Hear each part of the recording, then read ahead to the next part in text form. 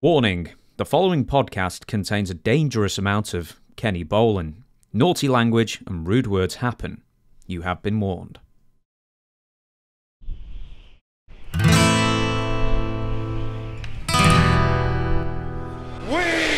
the people!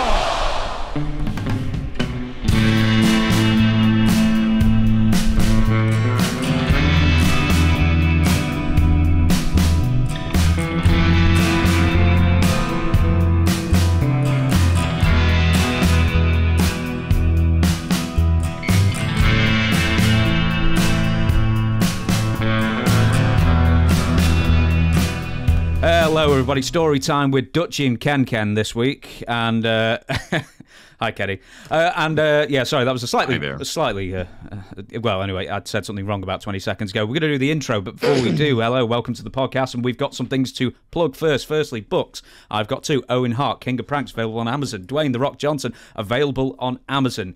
And Dutch has got two books as well, Tales from a Dirt Road and The World According to Dutch. If you want them unsigned, go to Amazon, links in the description. If you want them signed, email Dirty Dutch Mantell with 2 L's at gmail.com, and you can get a price there. And there is a t-shirt somewhere buried that is also available. You people mean nothing to me. The classic. Where was it? Dutch? Was it Continental, that t-shirt? I always forget.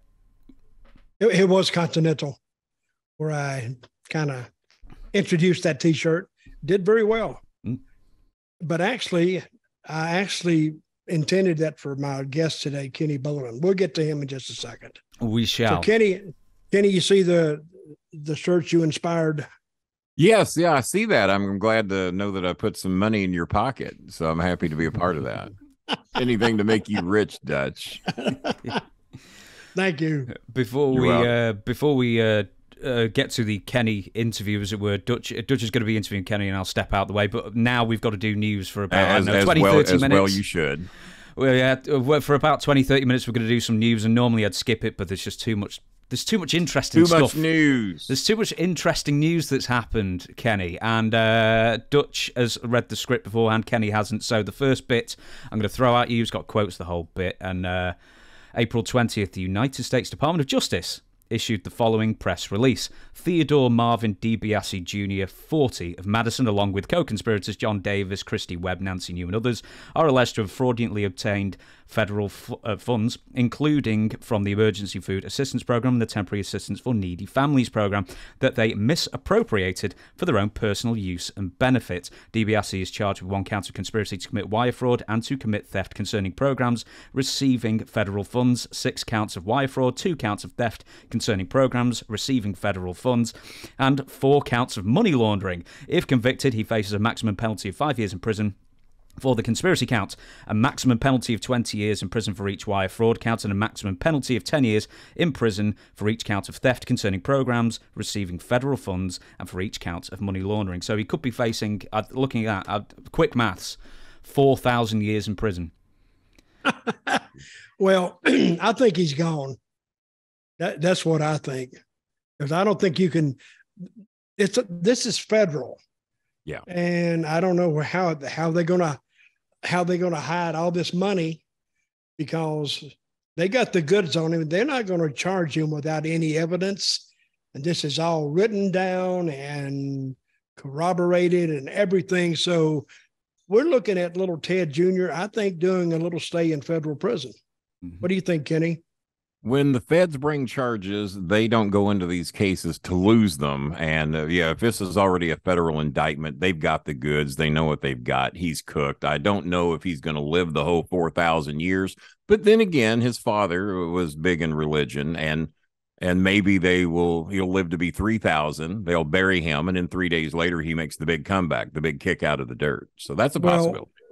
What might happen is they might be in prison together, Ted and Ted Jr., because Ted hasn't been charged yet, but he's on the periphery of this. I was wondering myself, how could he be involved in this? And because I thought it was about Ted DiBiasse Sr.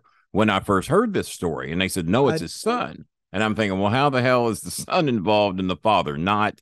I agree with you. I think because it's just me.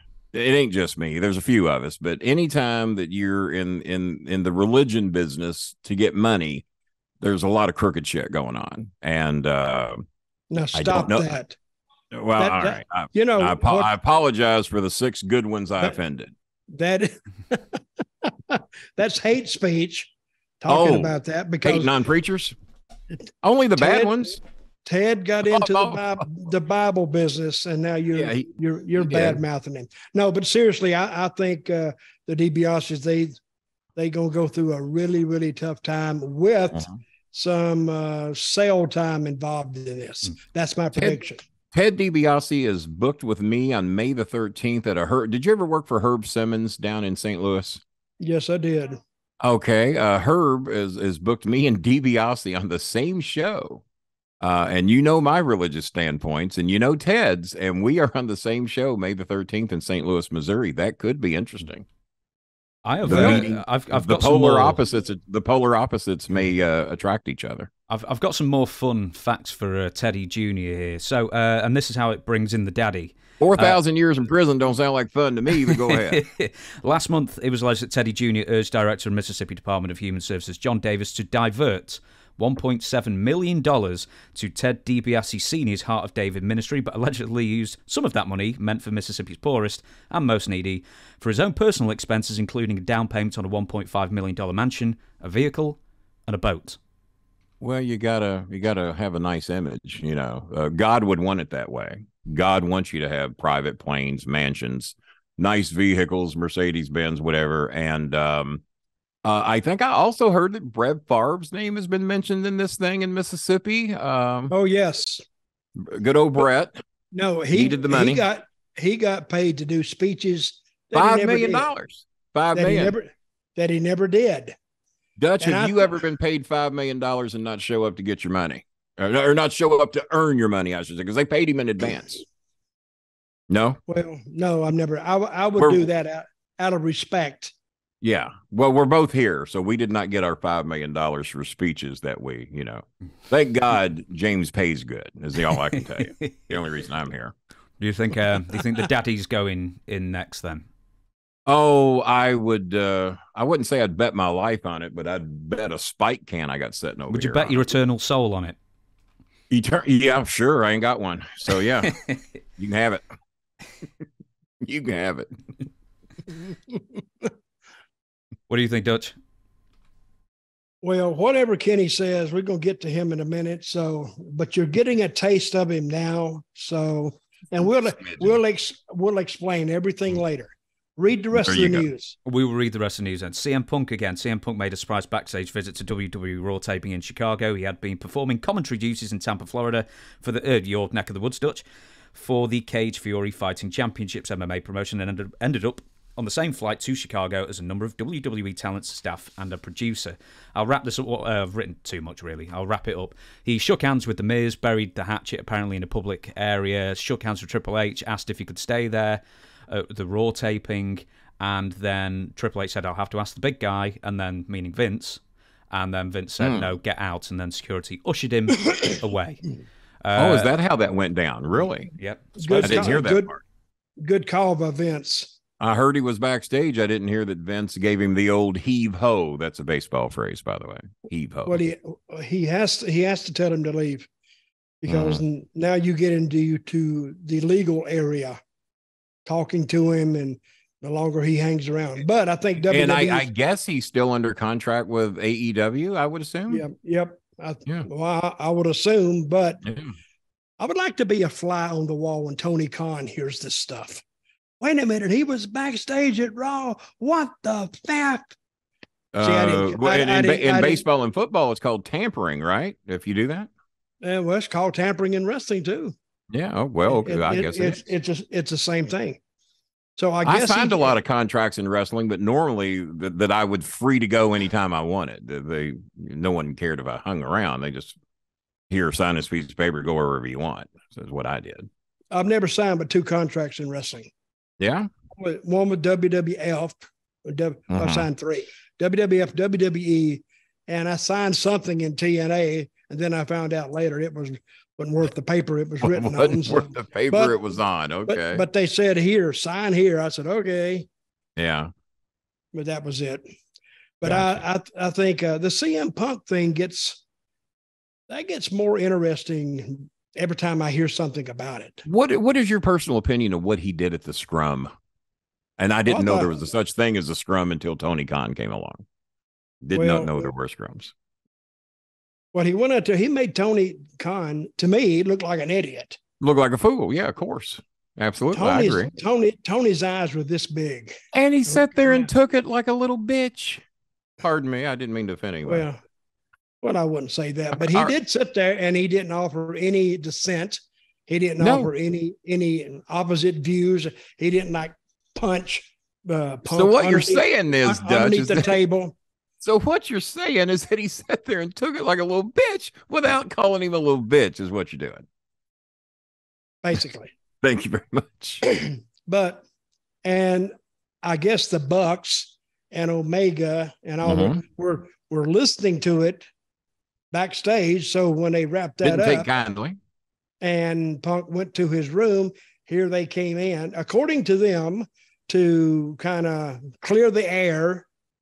And then it turned into a big brawl and a punch and this, that, and the other. And a dog was involved, I hear. I hear there was a dog involved.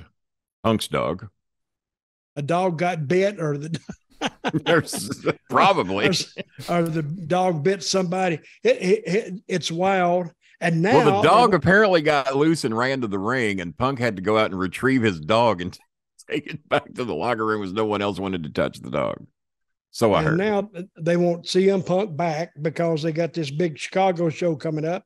They got Wembley coming up, so they kind of need him. And then he shows up at a Raw taping and was photographed in the parking lot with some people.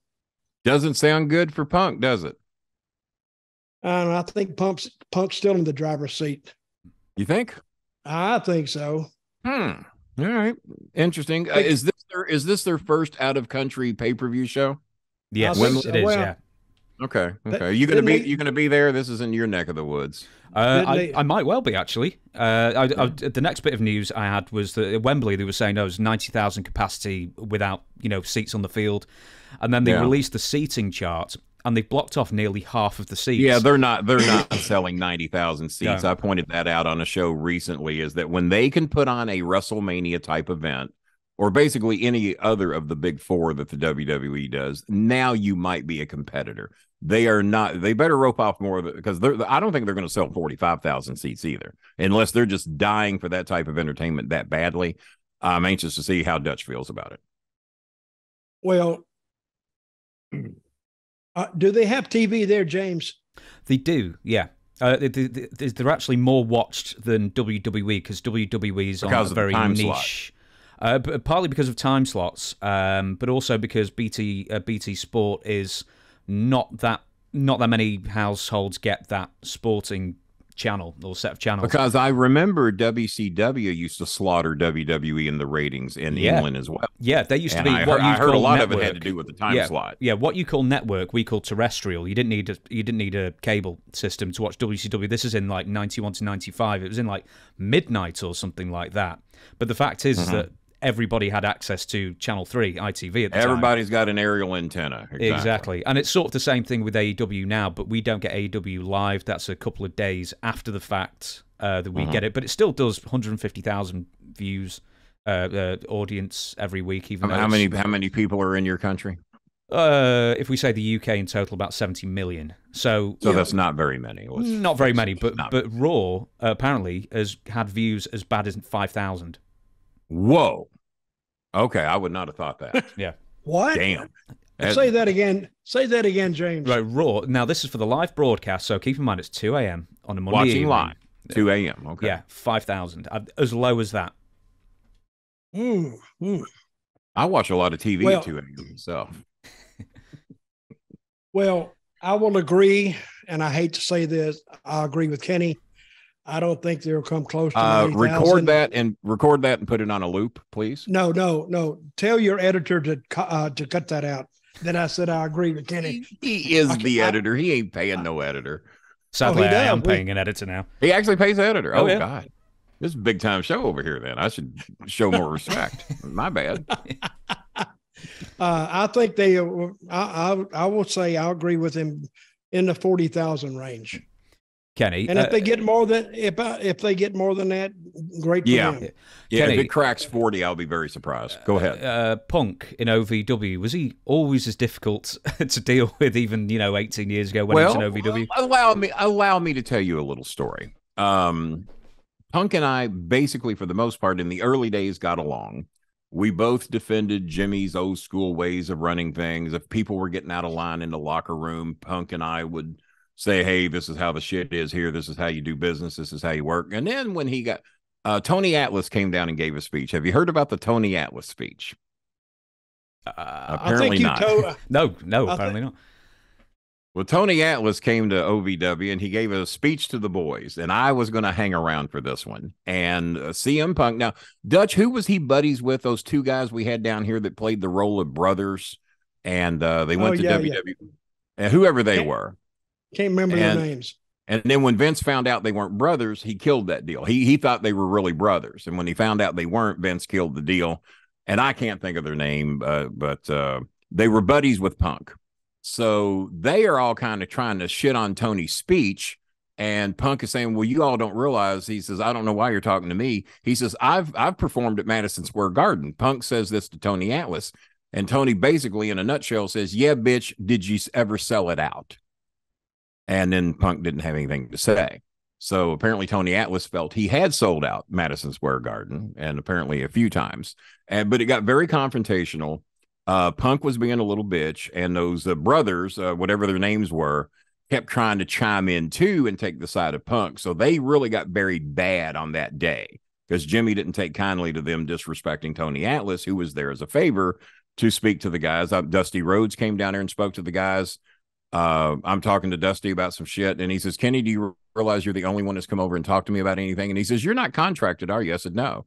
He says, these contracted guys are not even talking to me. I said, I would assume they're either intimidated or some of these dumb fucks don't even know who you are, which is a good possibility of both, because some of them are here for the money. They don't even give a shit about wrestling. They think they're going to make $1 billion one day.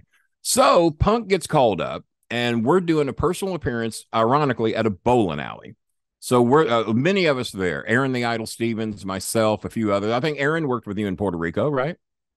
Yeah, he did. Aaron Stevens. And so we're all doing a personal appearance at this bowling alley, and Punk shows up unexpectedly because he was now up on Raw. He comes back. He comes to the bowling alley, and I have my briefcase there that's floating around here somewhere. And Punk grabs my briefcase and slings it down lane 8 and just throws it down into the pins. And I just looked at him. I'm just holding my hands up. Like, what the fuck was that about? Because we basically gotten along pretty good, but he's trying to act like he's somebody. So he throws me. He says, you need to go get your briefcase, Bolin. I said, no, I didn't throw it down there. I said, if anybody's going to go get it, it's going to be you. He says, I ain't getting it. He said, if you want your goddamn briefcase, go down there and get it yourself. I said, nope, I didn't throw it there. I won't be going to get it. The manager of the bowling alley got on the PA. He says, hey, asshole, you're the one that threw the briefcase down. Walk down the gutter and get the man's briefcase and then get your ass out of here. He didn't know who Punk was. He had no clue. So Punk is offended he's being talked to that way. And then whoever else was there told Punk he needed to go get my briefcase. He walks and gets my briefcase, hands it to me. I look at Aaron. I said, your friend's a fucking dick. Pardon my language. And so me and Punk didn't really get along too good after that. That was, but then again, he came back and him and Cody Rhodes took everybody at OVW to TGI Fridays and bought their dinner, including mine, even though he'd been a dick to me just a few weeks earlier. So he has his good days. He has his bad. And the day we saw him at the scrum, that was, he was obviously there to be a dick and put himself over as the creme de la creme of the company. When obviously I don't know that the ratings have done that much one direction or the other with or without him. There was a peak when he showed up. I told everybody there'd be a peak based on what I thought. And then that peak went down and Chairman Meow Meow. And I don't think he made that big of an impact with the company. And I think they're just as good with him as they are without him. I don't think it matters, maybe other than in Chicago. Chicago is going to sell the same amount of tickets regardless, in my opinion. Dutch? You should have beat the shit out of Punk right then. Why don't you just go up and just punch him right in the face? Well, then you would have become. You would have become. I'd have been a legend. I would have been a legend. Yeah. Could have been in UFC as well. But here's why I didn't. Punk's a shooter. Punk's a tough guy. He's an MMA guy. God knows what he might have done to me. What's his record in MMA? Same. No, mine's better because I never got beat in a fucking MMA match. He did. Well, interesting. So my MMA record is more impressive than his. I didn't lose 2 fights. I never heard that story before. Okay. Yeah. Oh, that's a true story. A lot of witnesses. Well, first of all, I'm calling bullshit on it right off the bat. I'm throwing the flag on it. Oh, so you're saying my bowling alley story is not true? I've never heard it corroborated by anybody else except you. I'm gonna check on it. Ask Aaron the Idol Stevens, and he and I don't even speak. He and I don't even speak right now. But he will collaborate. I will because I actually got an email from him yesterday. I emailed him back. Yeah. This is Damien, right? Damien Sandow. Damien Sandow, yeah. Mm-hmm. Okay, same guy. I'm going to ask him. I'm going to ask him today. Yeah, he and I do not speak over political reasons right now. I got on him about appearing with some unmasked little fuckers out at some convention. I got on him about it. I actually got on the fan. It wasn't him, but he got pissed. We had words. We don't speak, but he will collaborate that story. If he's an honest, decent human being, he will collaborate that story. All right, we'll see. And if he says otherwise, you tell him I said he's a fucking liar, and I'll whip his ass too. I'm undefeated in MMA fights, by the way. I just want to point that out. We have a no cursing policy here, Kenny. Well, so, I guess I fucked that up, didn't I? You sure did. All right, continue, James. The next, the no cursing policies, not mandatory. It's elective. That policy. It's elected. Well, Dutch is a Christian athlete, Dutch is a Christian athlete. It is elective, but it's called respect. I mean, you can cuss, but but you're saying I'm disrespecting you when I do that. No, not me.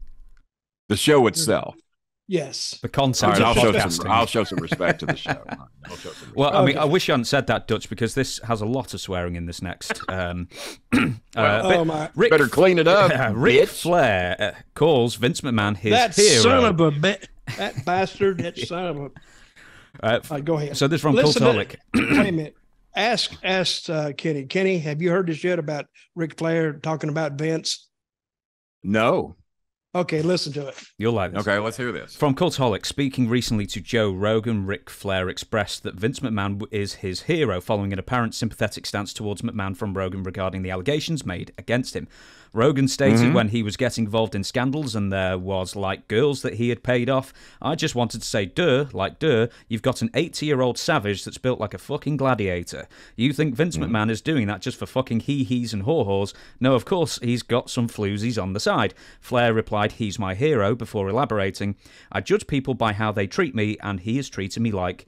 I've never had anyone treat me with more respect ever in this business. He's a great guy. I don't care what he does. He's my hero.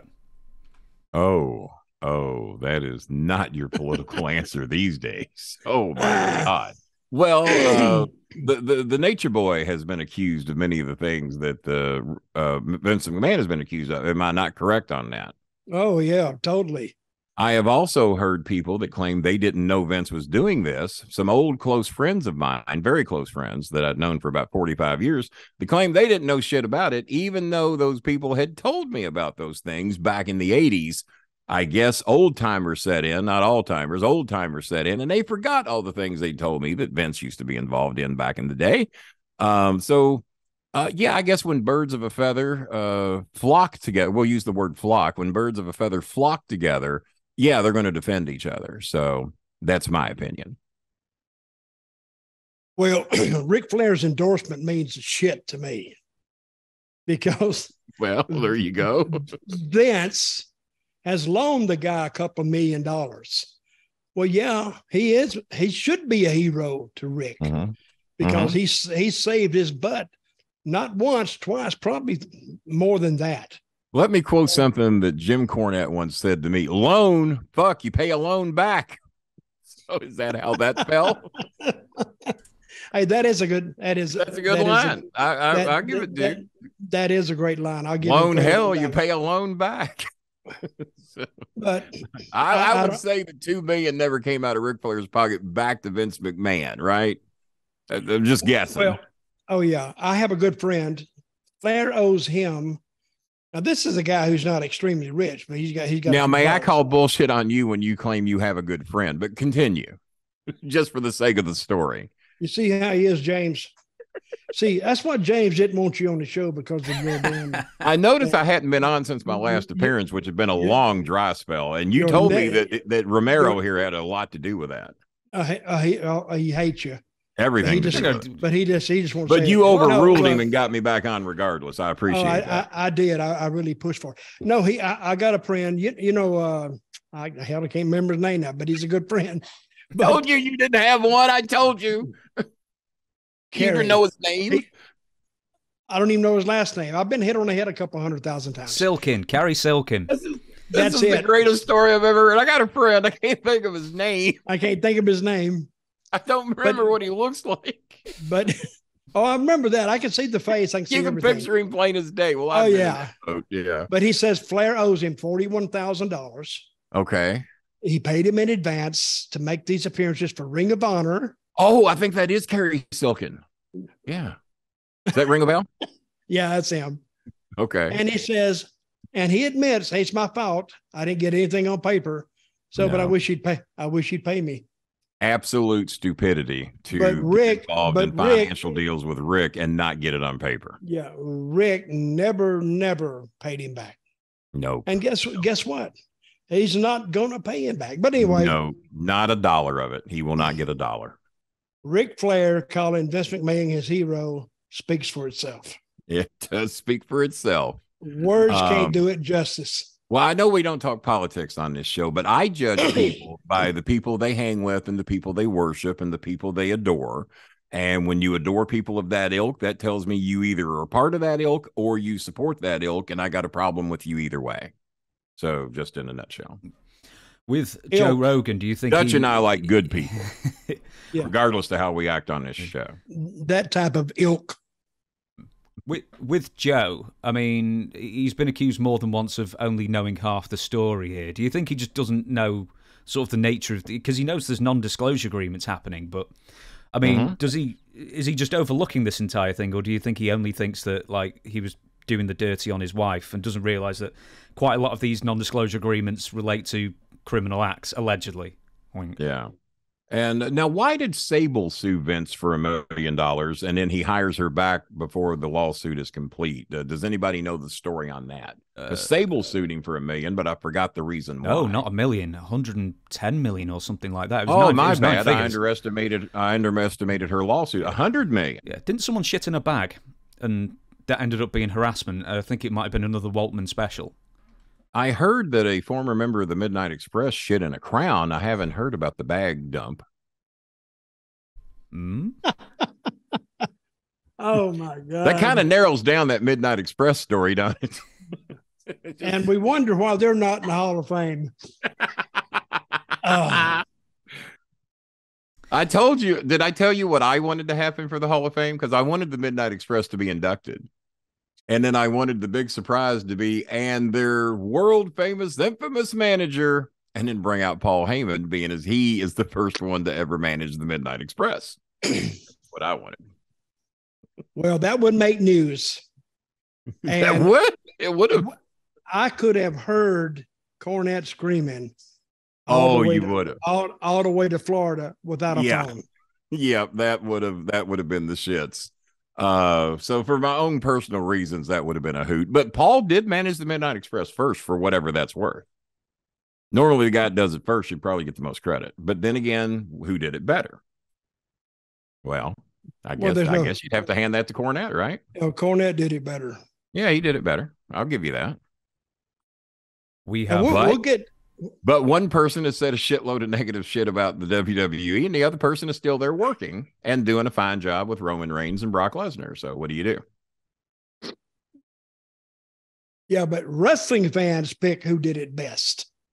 They do. The audience. They get the final word. It's like when people want to bitch about AEW. They're the ones that have to like the shit. Me and Dutch don't have to like it.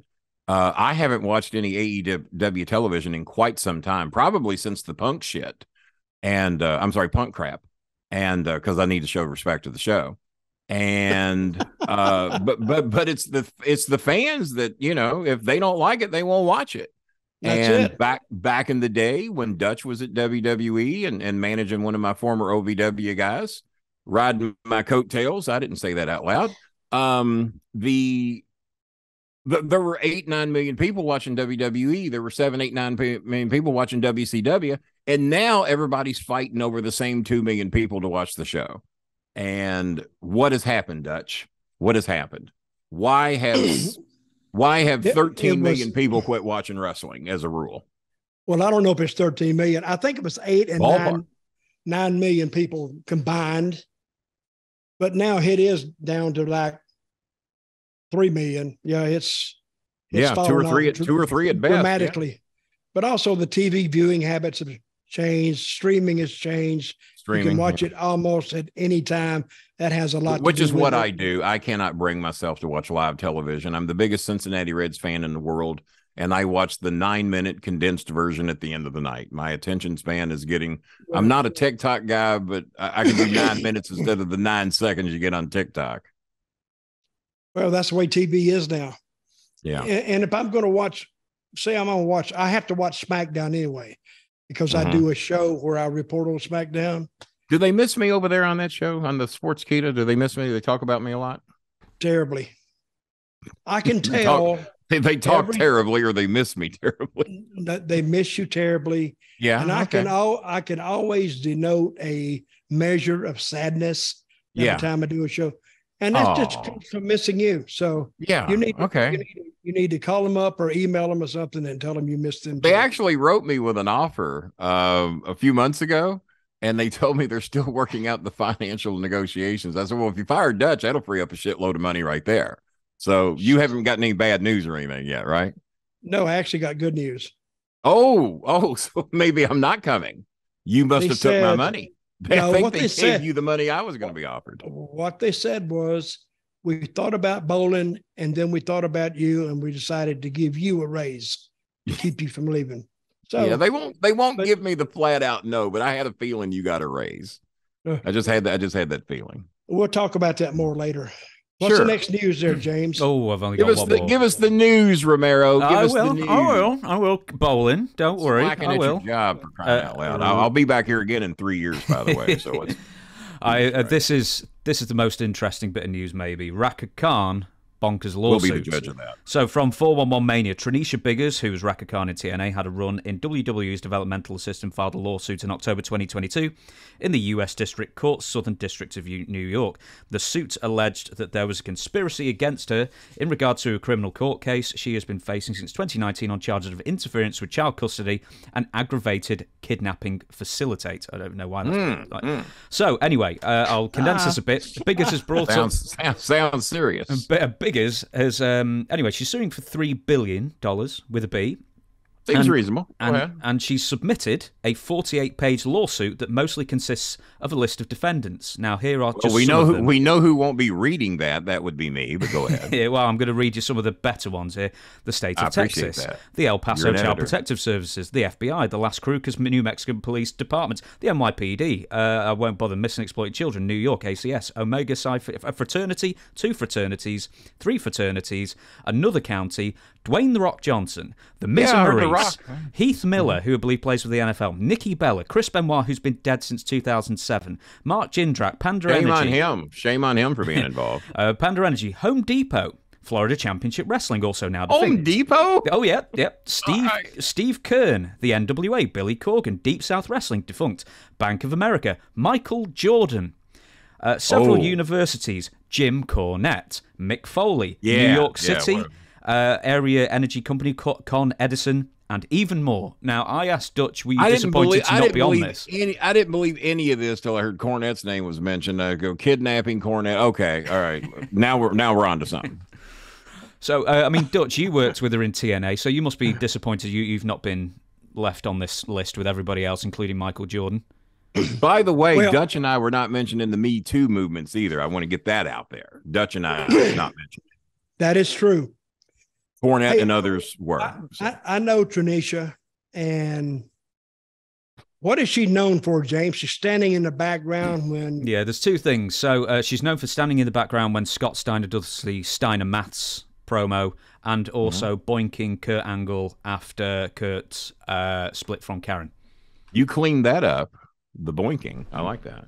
See, we'd say shagging, but like it doesn't translate well. Shagging over in Britain. Yeah, you're right. Shagging. But boinking over here in America. Rhaka Khan is an interesting study in insanity. This girl, I knew she was kind of off a little bit when I had her in TNA. Careful, Dutch. Careful, Dutch. No, I don't want to be in on that $3 billion.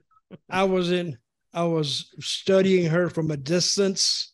Safely. Yeah, safely.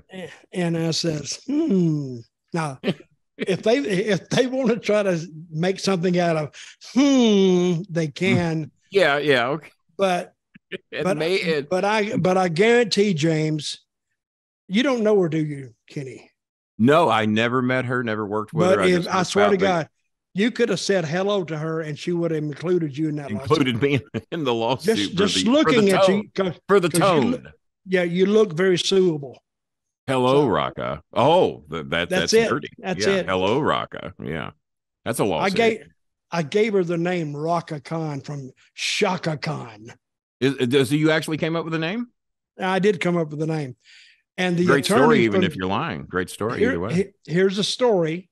The attorney for TNA called. And I know who Shaka Khan is, by the way. So we know Brick Boy over there has no clue. Yeah, it's Shaka Khan, of course. Oh, well. I'm every woman. Way to act like, oh, well, there you go. You proved me wrong. You did know your shit for a change. Go ahead. Well, the attorney called me from Dallas, and he says, had a real deep Southern accent. He said, well, you know, Dutch, that Rhaka Khan name sounds a lot like Shaka Khan. Yeah, well, I'll be damned. I'll be damned. That's what I said. I said, no shit. Really? Well, that could open us up to a lawsuit. Jesus. I said, well, that's your job. I'm not changing her goddamn name just because of that. I doubt if she's going to. Job, Southern boy. Yeah, do your job, Bill, or whatever, Bob, or whatever his name was. Billy Bob, I'm sure. Billy Bob. I said, I'm glad you can notice that names rhyme, Shaka and Rhaka. And I never heard any more about it. So yeah. Good Lord. That's crazy. You can't use rhyming names for fear of lawsuits. Okay. All right. $3 billion. I would try to get on that lawsuit just so I could go to court with Michael Jordan. There'd be some honor right there for me and Michael, or you and Michael, to testify. No, the question is, hello, Rhaka. How did this suit even get advanced up the line to the next court? Yeah, somebody approved this shit, and I'm still trying to figure out. And trust me, if Jimmy's done anything wrong, I'm all for getting his ass. But how does Jimmy get on this damn thing? How's he factor in? No, I think he was at TNA at the same time. Oh, so he was part of the Rhaka Khan era. But you didn't sue Kurt Angle. Well, she didn't sue me or Jeff Jarrett. Didn't sue. I think I got an answer why that didn't happen. Are there rumors of some physical altercations between the Rhaka and the Kurt? Did we hear some rumors about that, or do I have the wrong? I think that's what I heard. You correct me if I'm wrong. He got kicked out of his own house. Here's another story. Here's another story, guys. Here's another story.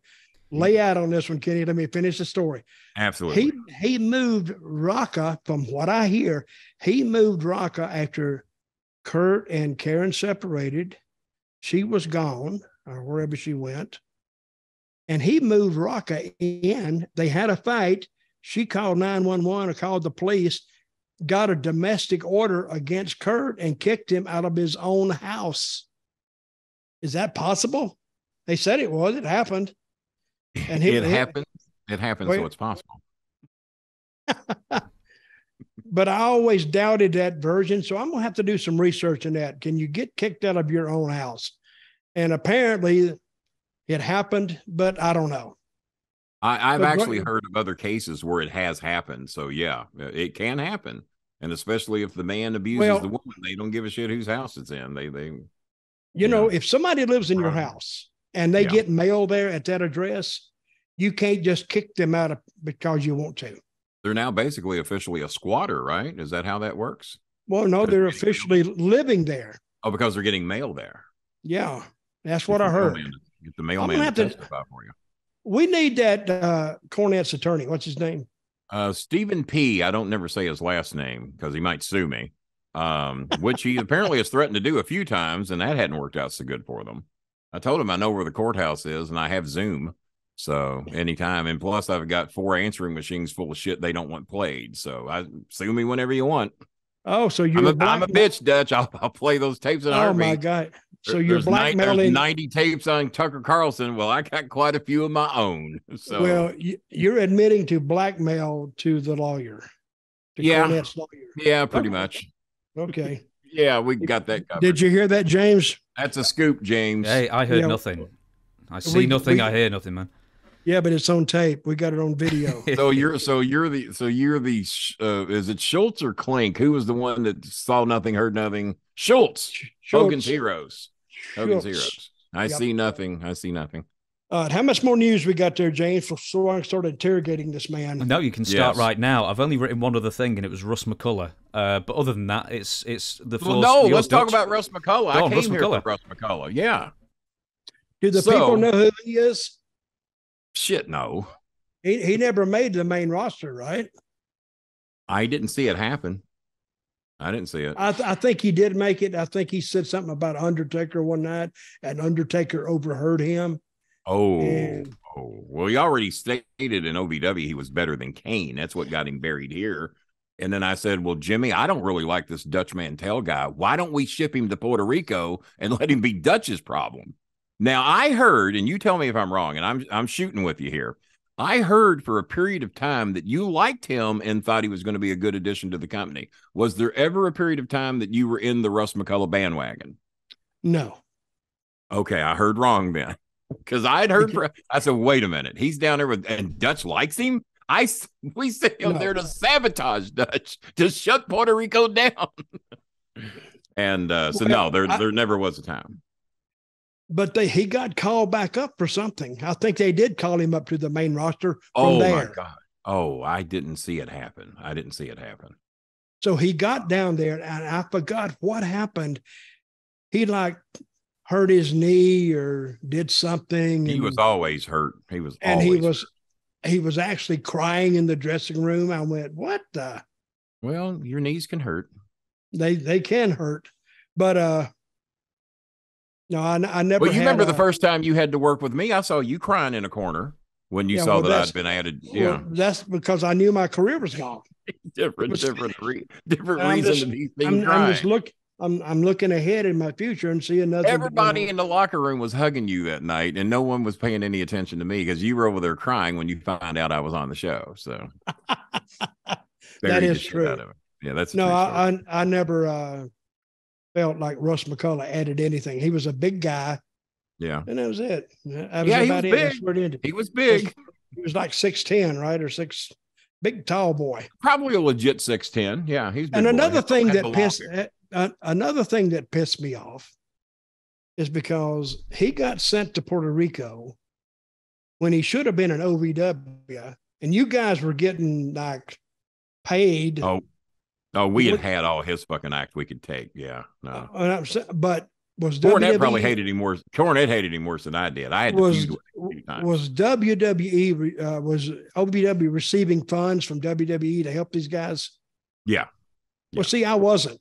Oh, well, that really sucks. I didn't get shit. I wouldn't have fucked you over that bad had I known that.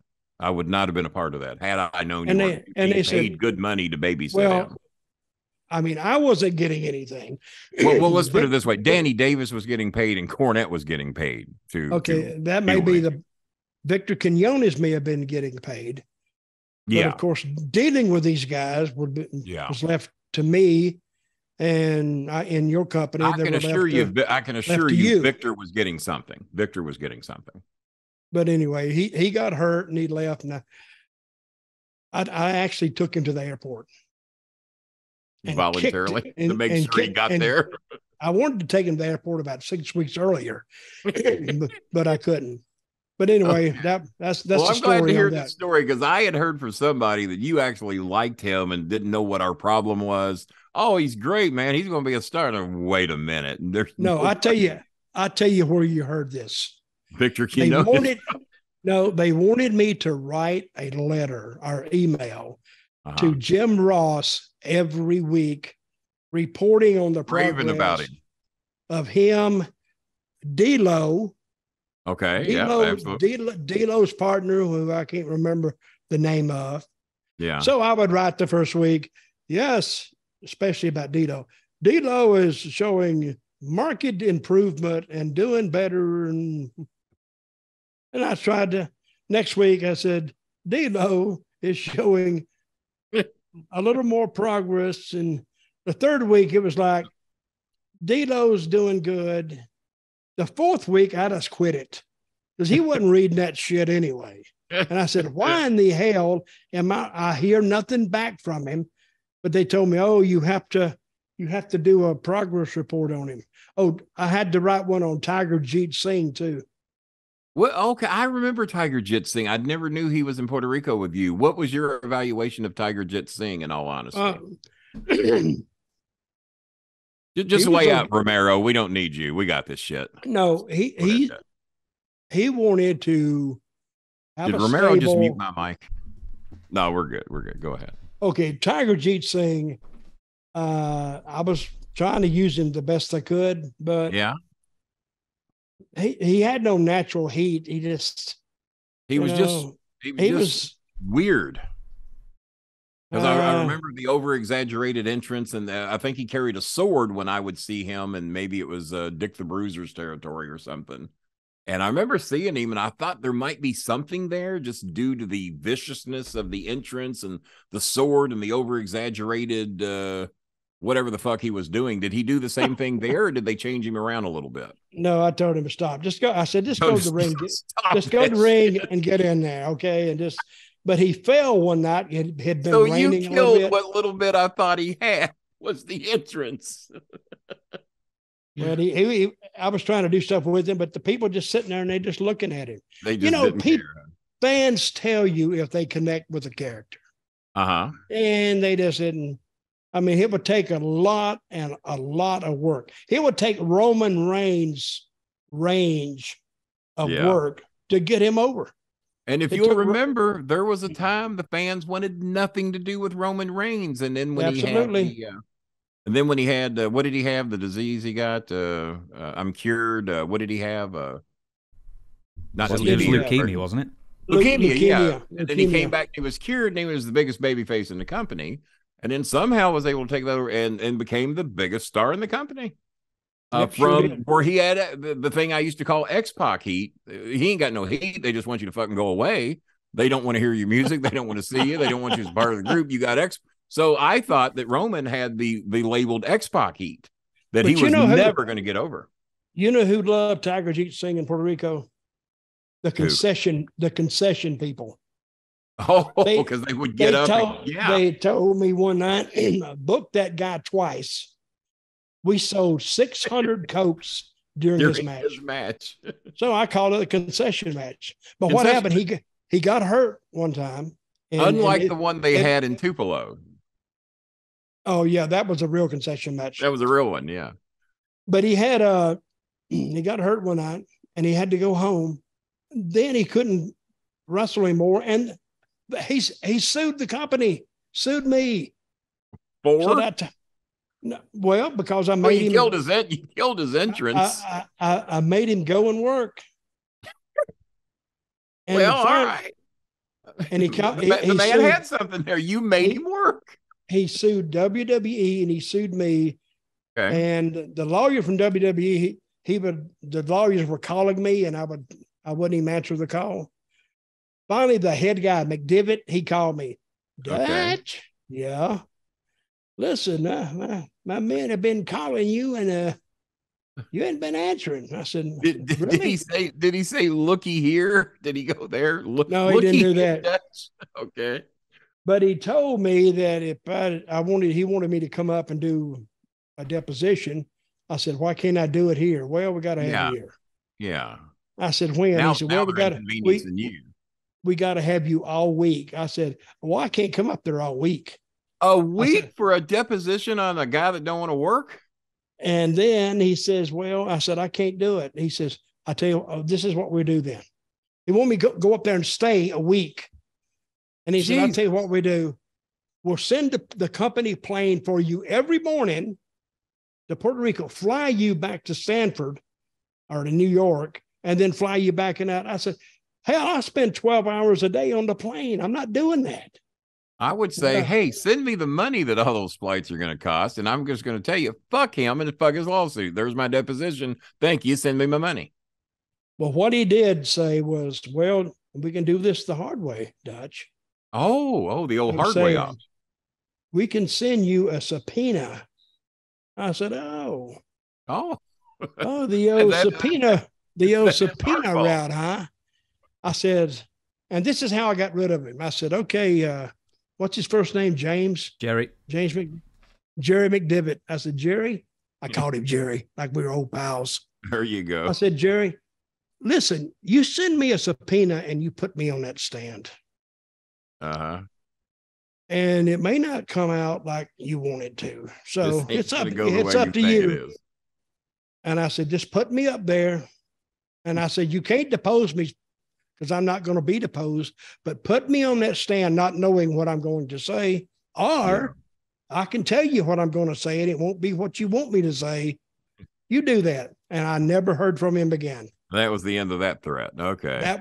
Never talked. We've seen what subpoenas mean in the United States Congress. They don't mean dick. You just don't show up. They just said, they throw that crap away. Throw it away. We ready to start? Who, me? Hello? Oh, yeah, you carry on. Oh, yeah, we had to get the Russ McCullogh story in. See, aren't you glad we did? We learned a lot of things, and even about Tiger Jit Singh, whose name I have not heard in about 15 years. Tiger Ali Singh. I think Jit Singh was the daddy. Okay, well, Jit Singh's interest is one. I don't know anything about Tiger Ali Singh. I got my people confused. I was talking about Tiger Jit Singh, and I thought, wasn't he a little old to be involved in that? Because I remember watching him back in the day. You see one Tiger Jit Singh, you've seen them all. You've seen them one, all, and you probably one is just the same as the next one. Yeah. So was Son doing the dad shit? Is that what he was doing? Yeah, same stuff. Okay, all right. Yeah, you've seen it all. Same shit. Okay, Kenny. Yes. Welcome to the show. It's a little late, and I contacted you a little late. You did. James wrote me and he says, "Can you get us a guest this week?" And I says, "Well," and I had already contacted you. Okay. Because you got all these stories, and folks, when you get some me of them, in this, some of them are true. Some of them are, but who gives a shit? A good my book is the mostly true stories of Kenny Starmaker Bolin, and that way, if you read something, you get to wonder: is this one of the true stories? Do you have your book? Do you have your book there? I thought I did, but I don't see the goddamn thing. Oh yeah, dude, what? Hang! I just found it. Well, I'm trying to damn hawk some of your stuff here. You're trying. Work with. Oh, almost got it. You can tell we rehearsed this shit. There it is. What is it? That is I probably screwed you too. Yeah. And I more than likely did. The mostly true stories of Kenny Starmaker Bolin. It is still a #1 seller on Amazon. 7 or 8 years after I wrote this book, it's just kicking ass. 55-star reviews if it's got one. And I figure if Trump can say his book's #1, then so can I. There you go. I probably screwed you too. There it is. But folks, some of you may not know Kenny, but you will after this show. The king of podcasts. There it is, right there. Oh, there you go. Yeah. So listening to me and Kenny is like getting in a car and we're making a trip to somewhere, and we start talking, and you're just sitting in the back seat, just listening to everything we say. What city are we leaving from, and where are we going? Where do you want to go from? Let's leave from Louisville, being as I'm here. I want to go to Tupelo. go to Tupelo. It's a long trip. A long trip. That's a vacation. Except when you get I want there. to be gone a while. I haven't took a long trip in a while. So let's go Louisville to Tupelo. Let's do that. Okay, Kenny. What kind of car you got? It's your car. I'm not driving. So the 2001 Lincoln Town car we're going in. All right, good. You can do that. So when did you get it? When did I first meet you? You met me backstage, even though I had known of you and probably had seen you from a distance many times, because me and Lawler became friends in the back alley of the Louisville Gardens, which he begs me not to tell that story. Met Lawler in the back alley of the Louisville Gardens in 1974 when I was a mere 14-year-old little boy. And Jerry says, I really wish you wouldn't tell the story that way. But I still do, because I know it irks him. So met him. Wait a minute. You met him when you were 14. 74. As a young lad. The king of kickball, I was known. I was the king of kickball in LaGrange Elementary, yeah. In a dark alley, because it was wintertime. Behind the building. Yes. All alone. No adult supervision. So when did that first Lawler then, by the way, would have been 24. I was 14. That's open for interpretation. You're kind of liking the flavor of this story. It really is. Yeah. Okay. So when did we meet? The first time you and I had a physical conversation was backstage in probably 95 at Ian Rotten shows, when he had all that money and he was paying all the big names to come in so he could jock sniff. And you were one of the jocks he was sniffing. I never heard that before. I'm shy, Dutch. It's hard to get me to say what I feel, so I'll just do the best I can. And a part of your background was you grew up with Jimmy Cornette. Met Jimmy probably shortly after 75 when he was photographer at the Louisville Gardens, and he noticed that I was the only guy in the building rooting for Jerry Lawler. And Jimmy was a Jerry Lawler fan as a photographer, but he couldn't really reveal that. And we just happened to meet. He says, I noticed you're the only guy in this building that roots for Jerry Lawler. He says, you're sitting up there in the cheap seats. He says, Kenny, I don't use my seat. My mother sells pictures at the picture table. Would you like to sit in the front row? I said, fuck yeah. Because Dutch, I sit in the $2.50 seats.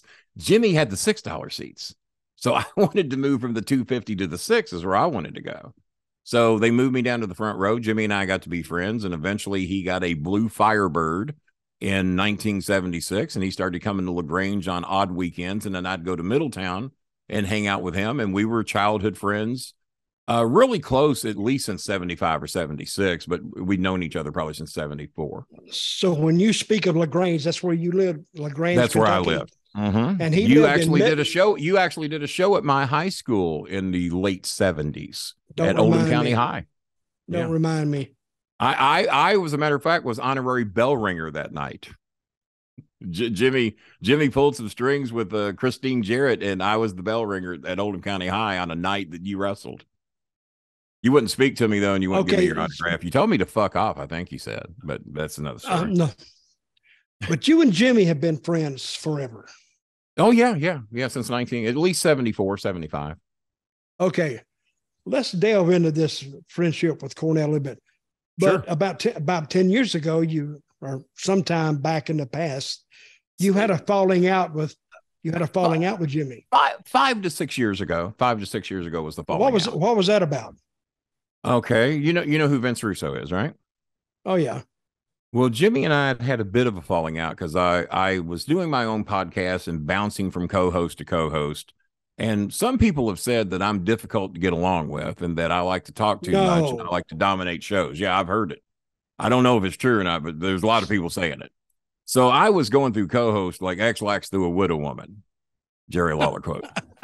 And so about every 2 or 3 weeks, I was firing a co-host and I'd have to get somebody because I hated doing the shows by myself. I didn't know how to do this shit. StreamYard saved me on that, by the way. Finally, I can do the shows by myself now. Oh, okay. While you're talking about that, do you still do shows? Oh, yeah. How can the fans find your shows? They can find me on YouTube at www.youtube.com/the Bolin, Bolin Alley, the Bolin Alley. And Okay. I started doing podcasting in 2007 when I started doing Who's Slamming Who.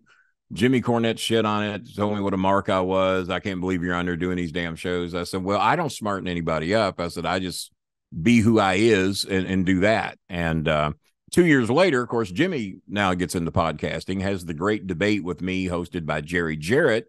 Jerry Jarrett got into podcasting because of me, because he never knew when me and Cornette were working or shooting. And he says, I've known Jimmy my whole, he says, I think you two legit hate each other. He said that on the great debate. And little did he know that in 6 years ago, that actually became the point. But the reason we had the falling out is that Brian Last, his co-host, I did not care. And he tried to tell me who I could have on my shows. They already knew I was friends with Vince Russo and that I did shows with him from time to time. He would do mine, I would do his. And so Brian Last says, well, I'd love to have you on our network. He says, but there's one rule. You cannot have Vince Russo on the shows over here on the Arcadian Vanguard or whatever the fuck they call it. I said, all right, I'll give you that one. I know how bad Cornette hates Russo. Okay, I'll give you that one. But other than that, you ain't got jack shit to do with my shows other than you're the co-host. It's the Bolin Alley, not the Brian Alley. So other than that, I do what the fuck I want. All right, deal. So I do 2 shows. And on the second show, my kids are on the show. Brian loses his goddamn mind. He calls Cornette bitching, the Bolin Alley, those kids can't be on the show no more. From now on, it's just me and Bolin. The kids are off the show. Cornette calls me with these concerns. I said, well, I got news for you. The show's called the Bolin Alley. My son's last name is Bolin. My daughter-in-law's last name is Bolin. He doesn't get to tell me who to have on the show other than Vince Russo. I granted you that wish. So no, fuck you. Pardon me. Damn you. And I'm going to do the show the way I want, or I'm not going to do the damn thing at all. Well, he don't really want the kids on there. So, well, let me make it real simple for you. Tell him to shove the goddamn show up his ass after 2 weeks, and I'll find another co-host, as I've gotten pretty good at doing, and I'm just going to move on. Well, you just can't quit. You just started 2 weeks ago. I said, I can quit, and I just did. That was on a Friday. Well, Kenny, take the weekend and think about it. I think we can save this situation. Oh, we can save it whenever you quit doing shows with Brian Last. Well, Jimmy don't know how to do that shit. He's got to have Brian Last to do the shows. So Brian wasn't going nowhere, and I was never going to do a show with Brian on it again. So I went elsewhere. I forget where I ended up at. Some other guy in Ohio became my co-host, and then he got mad at me because I didn't let him do the Anthony Scaramucci show with me. But we already had me, Chris, and Maya. We only knew we had the mooch for about 45 minutes, and he was still working for Donald Trump the first time I had him on. But I liked him. I liked his personality. I liked his coolness and his calmness. So even working for Donald Trump, I had Anthony Scaramucci on. We got along great. But my co-host was pissed that I didn't let him do that show with us. And so he got mad and started being a little baby and a little bitch. So I fired him and then started doing the shows all by myself once I discovered StreamYard. And then eventually Bob Hazelwood became interested in the money I was raising for Filipino families. And he's been my co-host now for about 2 or 3 years, I guess. And he's the longest reigning co-host, other than a guy I had in England named Harry Barnett, but I had to fire his ass too. Those Brits suck. Never trust a Brit. I'm telling you right now. Oh, no offense, James. No offense. Oh, none taken. I didn't think so. So that's the short version. So what led to the demise is that now I'm working for Russo's network. Russo hired me to be on his shows, paying me 3 or 4 times more money than I was getting from Cornette. So I'm doing the Russo shows. And then Jimmy calls. So we do a bucket full of chicken necks on like Wednesday mornings or something at 9:30 in the morning. A bucket full of chicken. That's the name of a show. That's the name of Russo's, one of his shows. He's got countless shows. Bucket full of chicken necks is a show where mainly you talk about movies, television, music, shit like that. Why it's called a bucket full of chicken necks, I never did know the reason for that. But Russo asked me if I would do those shows with him at like 9:30 in the morning. They're recorded and they go on Patreon or whatever. I said, yeah, sure, we can do that. I love all those topics. So yeah, we'll have some fun with it. So Jimmy calls me at 9:30 in the morning as I'm doing Russo's show. We're already in the middle of the show. And Jimmy keeps calling and he won't just lighten up Jim Cornette on my landline. And I said, Russo, you are not going to believe who's calling. He says, I said, so I pick it up, hang it up. And I hang up on Jimmy like 3 or 4 times. He keeps fucking calling. And I said, God damn. I said, I'm going to have to talk to him. So I said, Jim, I'm doing a podcast right now. Do me a favor. Call me back later. I'm doing whose podcast you doing? I said, well, never mind that. I said, but I'm doing a podcast. I said, give me about an hour and I'll call you that. Kenny, how many lies have you told today? I said, well, it's 9:30 in the morning, so I haven't really told very many yet, but I'll work on that later today. Well, let me tell you about the lies. So he tells these lies he's been telling to get out of doing shit he don't want to do, and he's telling it on the Vince Russo show. I said, well, that's a great story, Jimmy, but we're going to have to talk about it. I said, I'm telling you, man, I got to go. Well, whose podcast you doing? I said, well, don't worry about that, but I got to go, Jimmy. So finally he lets me go. Vince Russo, and if you know the voice, man, Kenny Bolin, was that Jimmy Cornette? I said, yeah. Jimmy Cornette was on the Vince Russo show? I said, yeah. And I'm sick because I know our friendship is over now. Once Jimmy finds out his voice was on the Russo show, he's going to lose his freaking mind. And I'm laying my head down and I'm sick. I'm literally sick because Jimmy and I had been on thin ice anyway over the Brian Last shit. Russo's going to be the straw that broke the camel's back, and I know it. And I'm just sick. And so we end the show. Russo is gloating because this is a recorded show, and I'm expecting Jim Cornette to find out his voice is on the Russo show a week later or whenever the hell they air the show. Russo calls me back about 2:30 in the afternoon, and he says, Kenny, I just want to let you know. He says, have you heard from Jimmy? I said, yeah. What did he say? I said, well, he's fucking furious, and he cussed me out and hung up on me. I said, I'll never hear from him again. Kenny, call him back. Tell him, bro, I'm not going to do that to you. I'm not going to end your friendship. I'm not going to end your friendship, bro. That would be dirty ball. But do you mind if I show your reaction after you hang up on Jimmy? I don't care, Vince. It's your show. Do what you want. Yeah, you can show the reaction. I said, you can air the goddamn clip if you want. I said, it's your show. And no, bro, I'm not going to do that to you. Let Jimmy know I'm not going to air it. But I am going to show your reaction. And I said, that's fine. Go ahead. So I don't bother to call Jimmy back, and we never, ever spoke again. Never spoke again. And how long ago was this? 5 or 6 years. Best friends since 1974. As a matter of fact, we would talk to each other like dogs. And if I disagree with something he said, if I thought something he said was racist or homophobic or whatever the case, I'd call him out on it, even on his shows. Everybody thought it was stick. Many times it wasn't. I called him out on the hot tub shit. Many people thought it was stick. They found out later it wasn't. So we could shoot on each other and everybody think it was stick. He would say all these horrible things about me. I'd do the same to him. Everybody thinking it's a work. It wasn't. A lot of it was shoots. And they even told me, he said, I hope you know you're the only son of a bitch on this planet I'll let talk to me that way. I said, I hope you know you're the only person on this planet I'll let talk to me the way that you do. So we both have a pro, and that's how our life was, is that we could tell. And there'd be many times if I was getting ready to react to something that, you know what, maybe I'm overreacting here. Maybe I shouldn't have. So I'd call Jimmy to get an unbiased opinion. He didn't have a dog in the fight. Jimmy, here's what happened. Here's what I'm thinking of doing. Man, Kenny, don't do that. No, come on. Let's not go there. Or, yeah, motherfucker, and amp it up times 10. If you need my help, I'm there. Many of the conversations would go that way.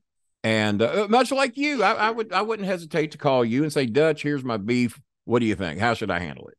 I wouldn't hesitate to do that. And well, I did the same with Jim. Well, I do hate after such a long ship that you and friendship you and Jimmy had. Yeah. So, but you went up when he started Smoky Mountain Wrestling. Yes. You visited up there, right? Oh, I was his ring announcer in many of the towns. Yeah. Well, I didn't make many of the towns. So-called backstage production and ring announcer, shit like that, but mainly ring announcer. He never did let me manage because he did all that. Jimmy would manage like 5 matches a show. We'll get back to Jimmy in just a minute. And Tammy Lynn Sitch got her start there as well. I was there when she got her start. Did you and I, because you were an announcer at Smoky Mountain for a while, did you and I ever cross paths in Smoky? Because I don't remember that we did. No, because that's one of my rules. You quit when you found out he hired me. I told Jimmy, I said, if you're going to bring that bowler around, just tell me, and I just won't show up. So I can quit the business. Yeah, so I can quit and shoot myself. You got into real estate or something when you heard that they had hired me. I did. I got into I got into sold your own house so you wouldn't be in any towns I would be in, and went to Puerto Rico. I motivated you to go to Puerto Rico. Medicinal sales is what I got into. Well, that's what I'd heard. I didn't want to bring it up. Okay, OVW. Yes. When it started, it became Danny Davis started it, correct? Oh, yeah. Many years before I got there, he had started it. So how did OVW, in the short version, how did Cornette get involved in that? I was working with Ian at the time, and you were my and I'll say it, you were my backstage tutor there. You were the main reason I stayed there as long as I did. One of the quotes you made to me, and I think I've mentioned it to you before, but I'll remind you because, we're up there in age and you probably forgot, and you probably forget the nice things you say to me. But you had told me, you said, Kenny, you're pretty good at this. You're not too bad. But what I want you to realize is that you're never going to get rich at this. And if you will treat this as your golf, this is your version of golf, but you don't have to pay you do this and actually make a little money. You got to pay big money to play golf. So if you will treat this as your golf that you actually make a little money at, you can hang around this business for a while. And I said, you know what? That's a good analyzation. Yeah, I'm probably not going to get rich. I don't know if I'm ever going to make it to the big time because the managers were dropping like flies in WWE. Jimmy had been more or less let go. Was even taken off the commentary's desk, and you had Captain Lou Albano up there, Bobby Heenan, Jimmy Hart, Sir Oliver Humperdinck, various other managers that weren't doing anything on television. So who was I to think that they were going to call me up? And no, we did not have the WWE deal yet. So Danny Davis come over for the Eddie Gilbert Memorial. Were you at that particular show? Because I managed no. Doug Gilbert and Tommy Rich that night against what was the older Freebird, the one that's no longer with Terry Gordy. Damn it. Terry Gordy. Yeah, that was the only time I ever got to work a show with Terry Gordy, and Terry was not the Terry that we knew. I mean, shit was going on with Terry, and so I managed the main event match that night. Terry Gordy and Ian Rotten against Tommy Rich and Doug Gilbert, and Tommy Gilbert was there too, and they had me cut a vicious promo on Tommy's son Eddie, and I told Tommy I didn't want to do it. I said me and Eddie had our differences. But no, I don't want to do that. And he says, Kenny, it's wrestling. Go out there and just bury his ass.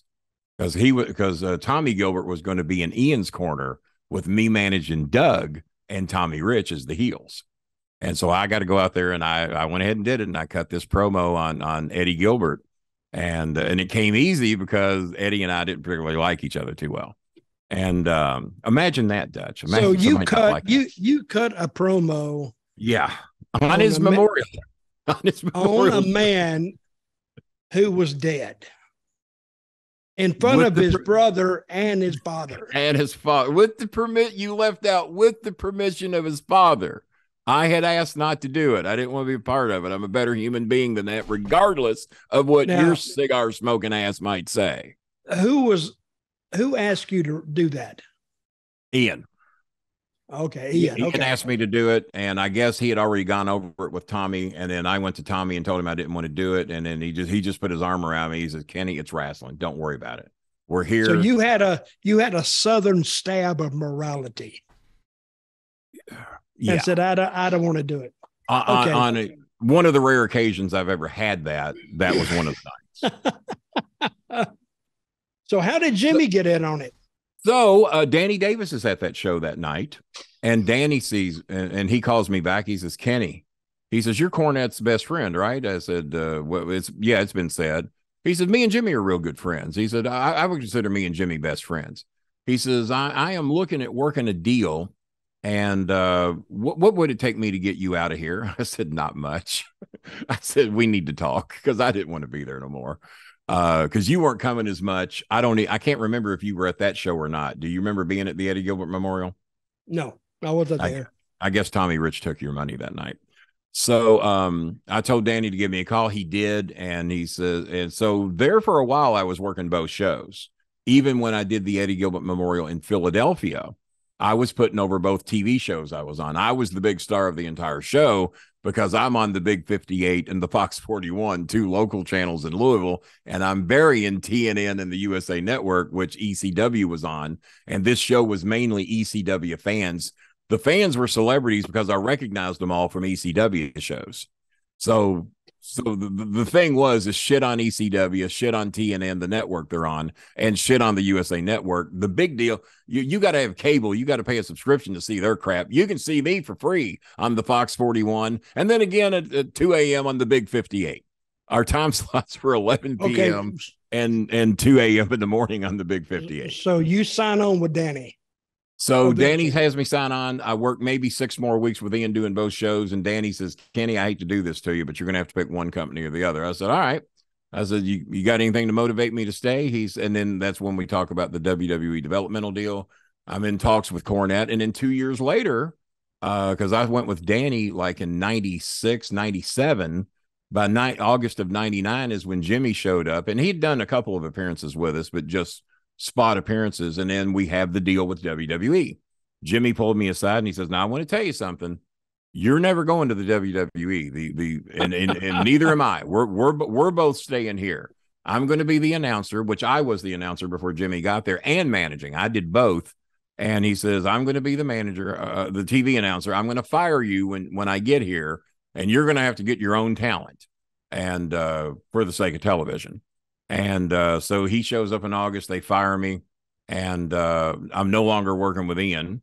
And that laid the groundwork for Bolin Services. And that started in August of 99.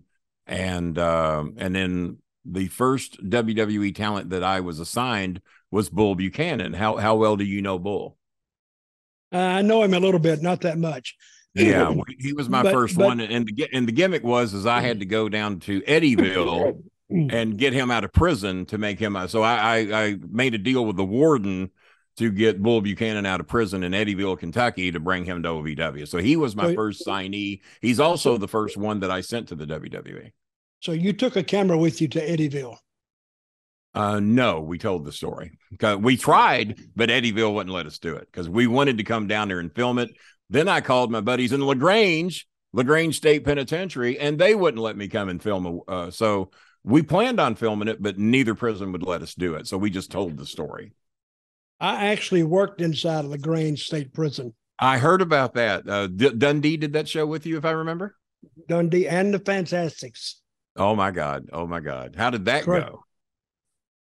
It was okay, but I never had the pleasure of working a show in the prison that probably wanted me there as an inmate for many years after I wrote that book. I thought I actually saw you there.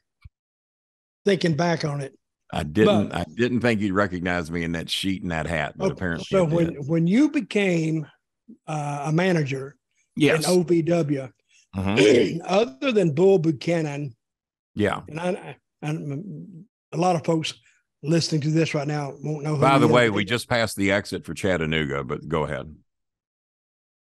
You need to speed up.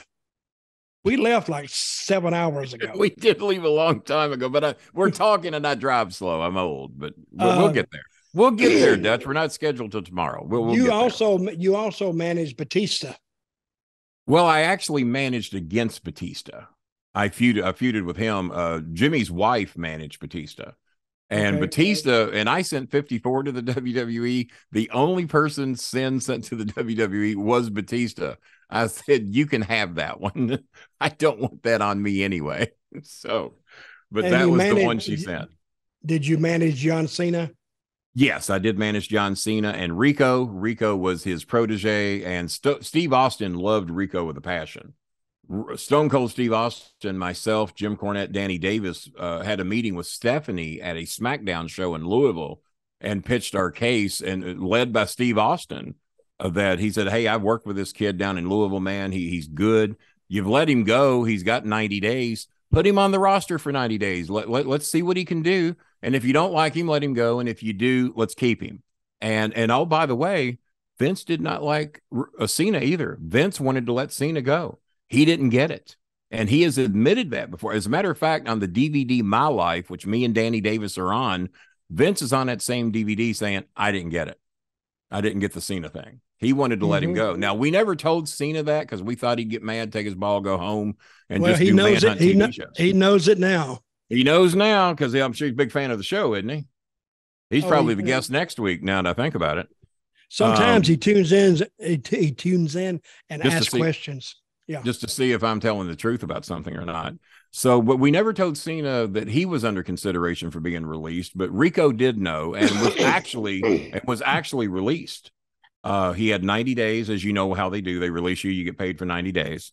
And then Steve Austin talked Stephanie into putting him on the roster, and he was up there for like another 5 years.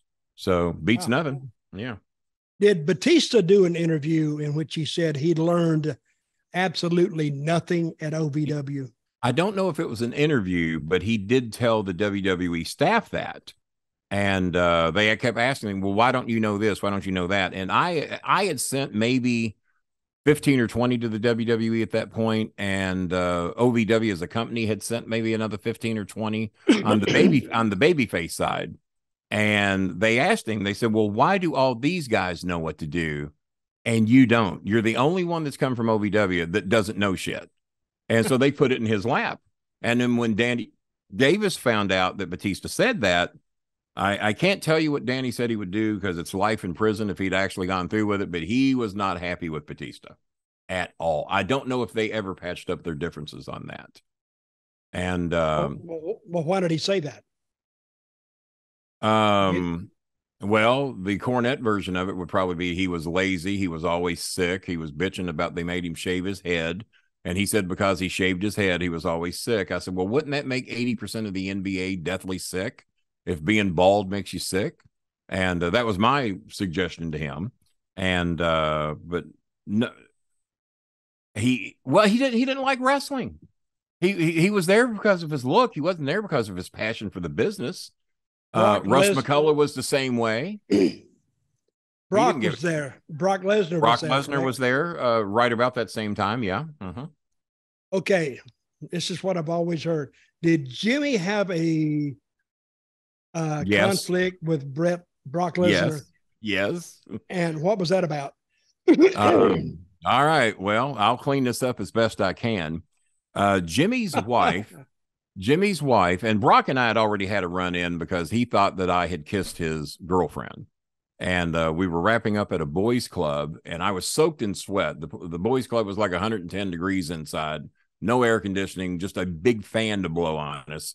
I'm wearing a copper colored preacher's shirt with the collar that buttons at the top, soaked in sweat. Brock had been to my home 10 or 15 times to watch pay-per-views and have pizza and hot dogs and shit, watching WWE pay-per-views. All the guys would come over to my house and watch them because Cornette would never fucking do that with the guys. So, every time that Brock's girlfriend would leave, she'd give me a hug and we'd kiss each other on the cheek. No big deal. Never was, not then. And Brock saw it happen every goddamn time.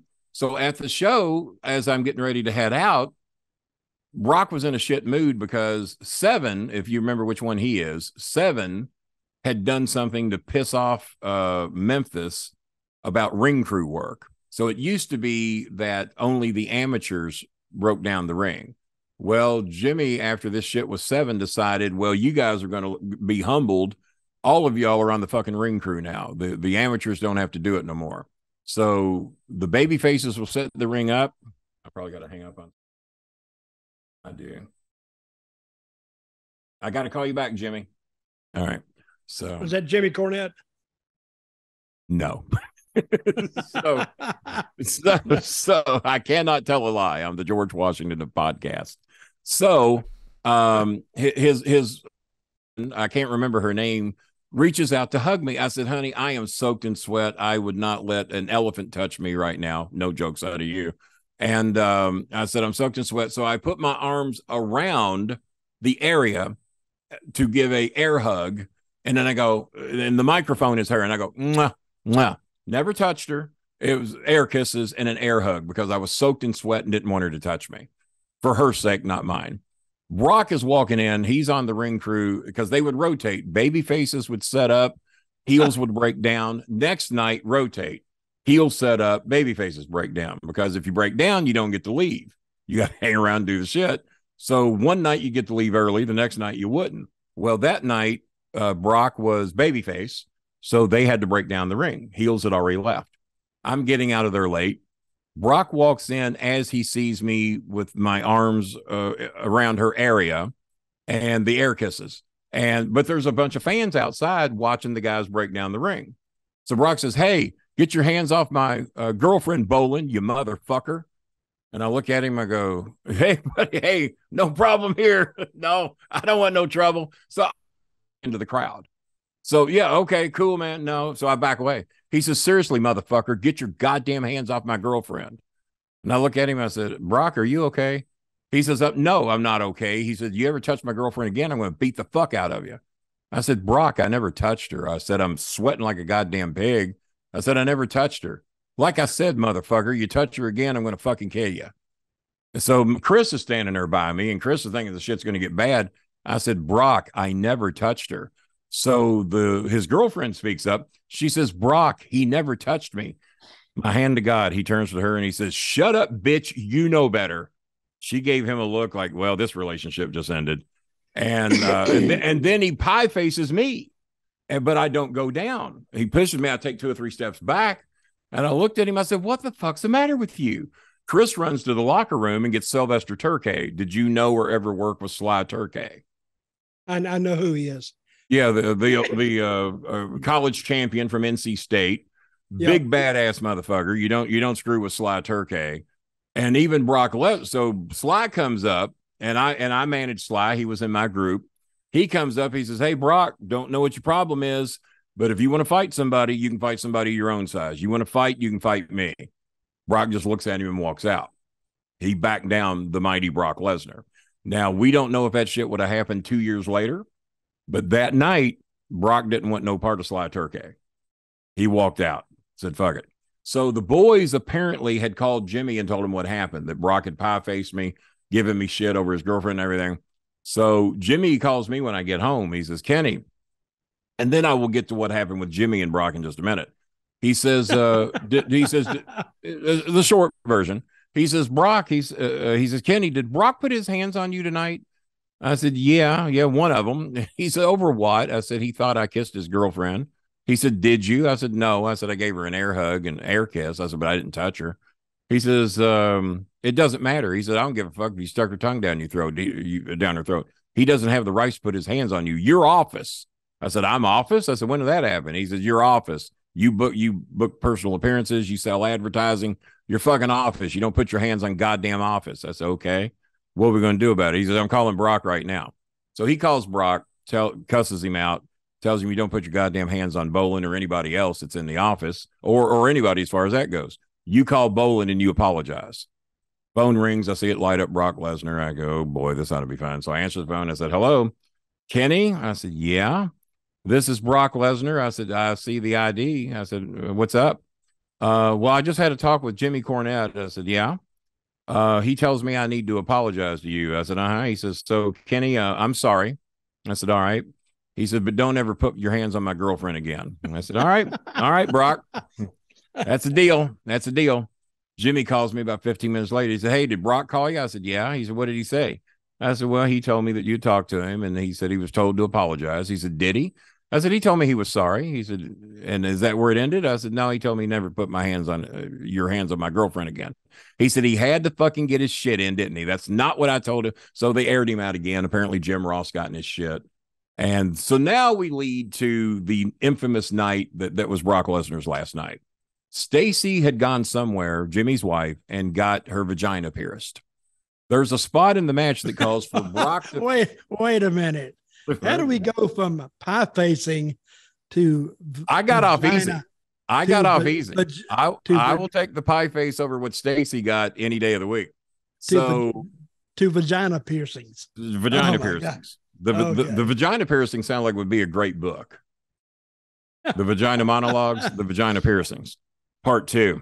So there's a spot that calls for Brock to, because apparently they're feuding with Batista and Damian in a match. And there's a spot that calls for Brock to pick Stacy up over his head, throw her over the top rope into BJ Payne and Damian.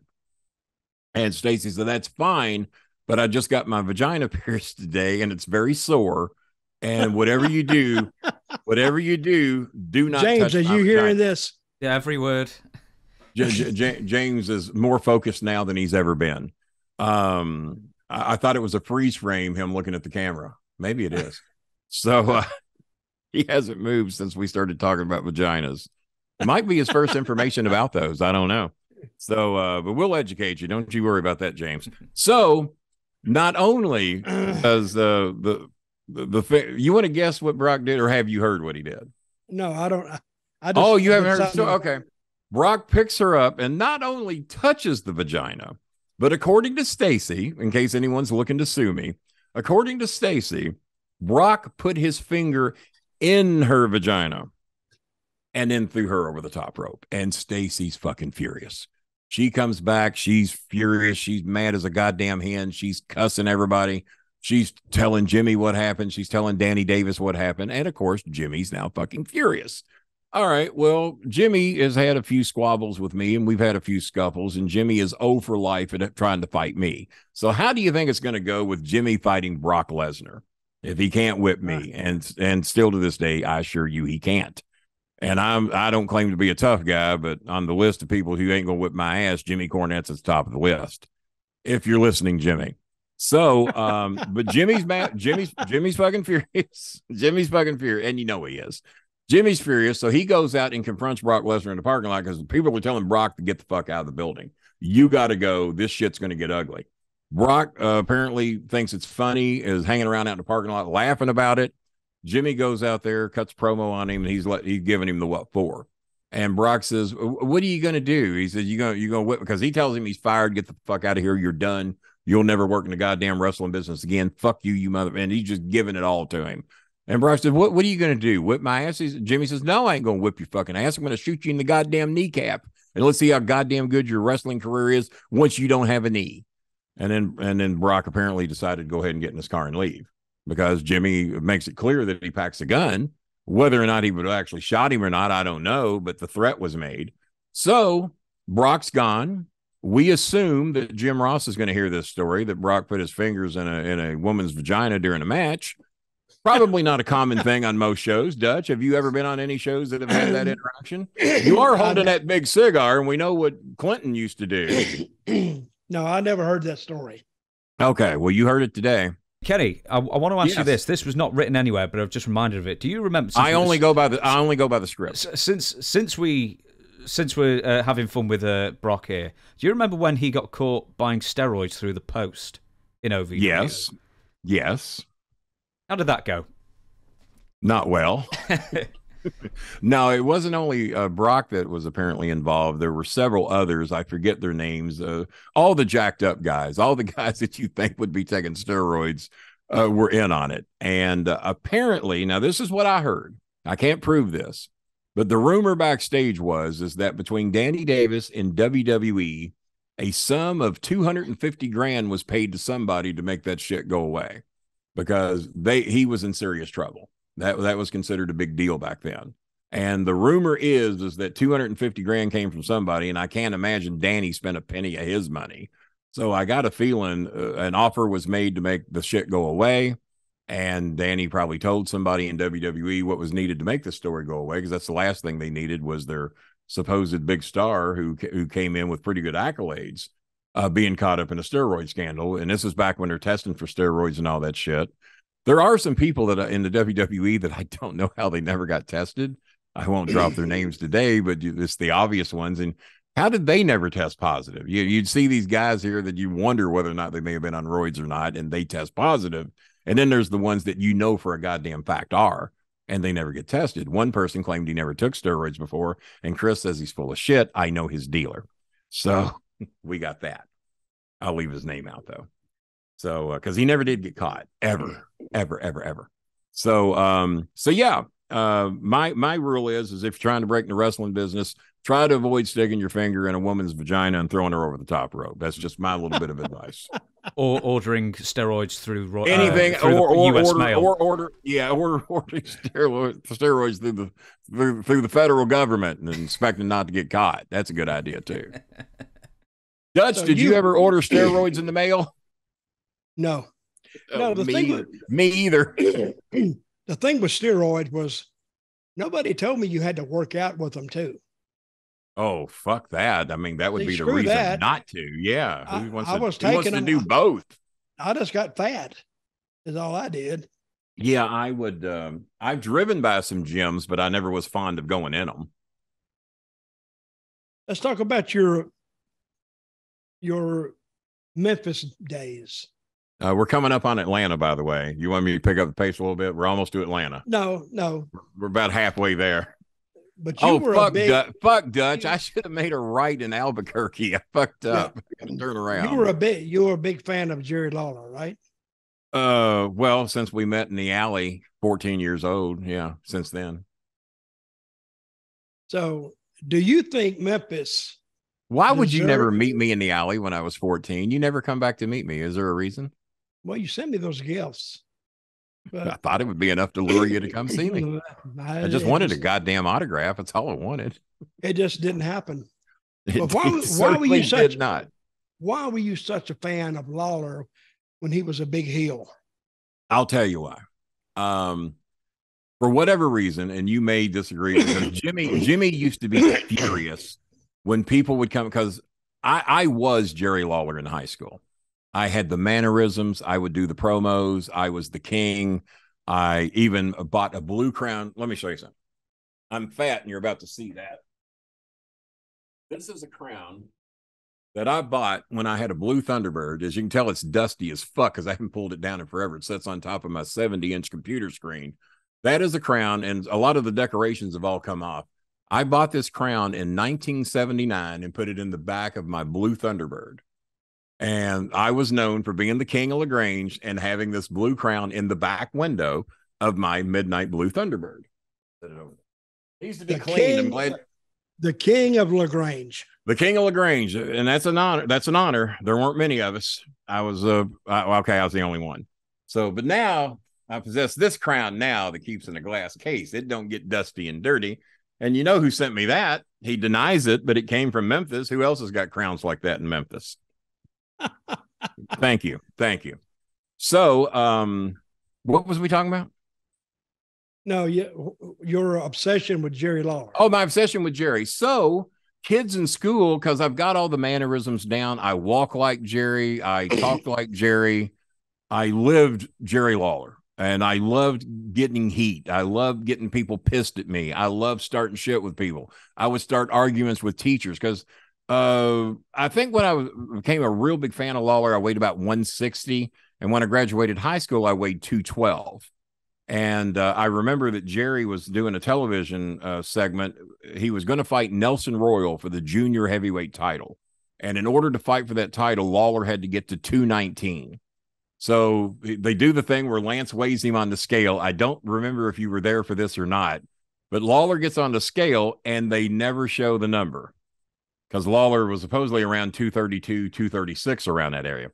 It didn't look like he'd lost anything, but he gets on the scale and he goes, aha, look at that, Lance. And then Lance puts over that he weighs 219, but we never see the number.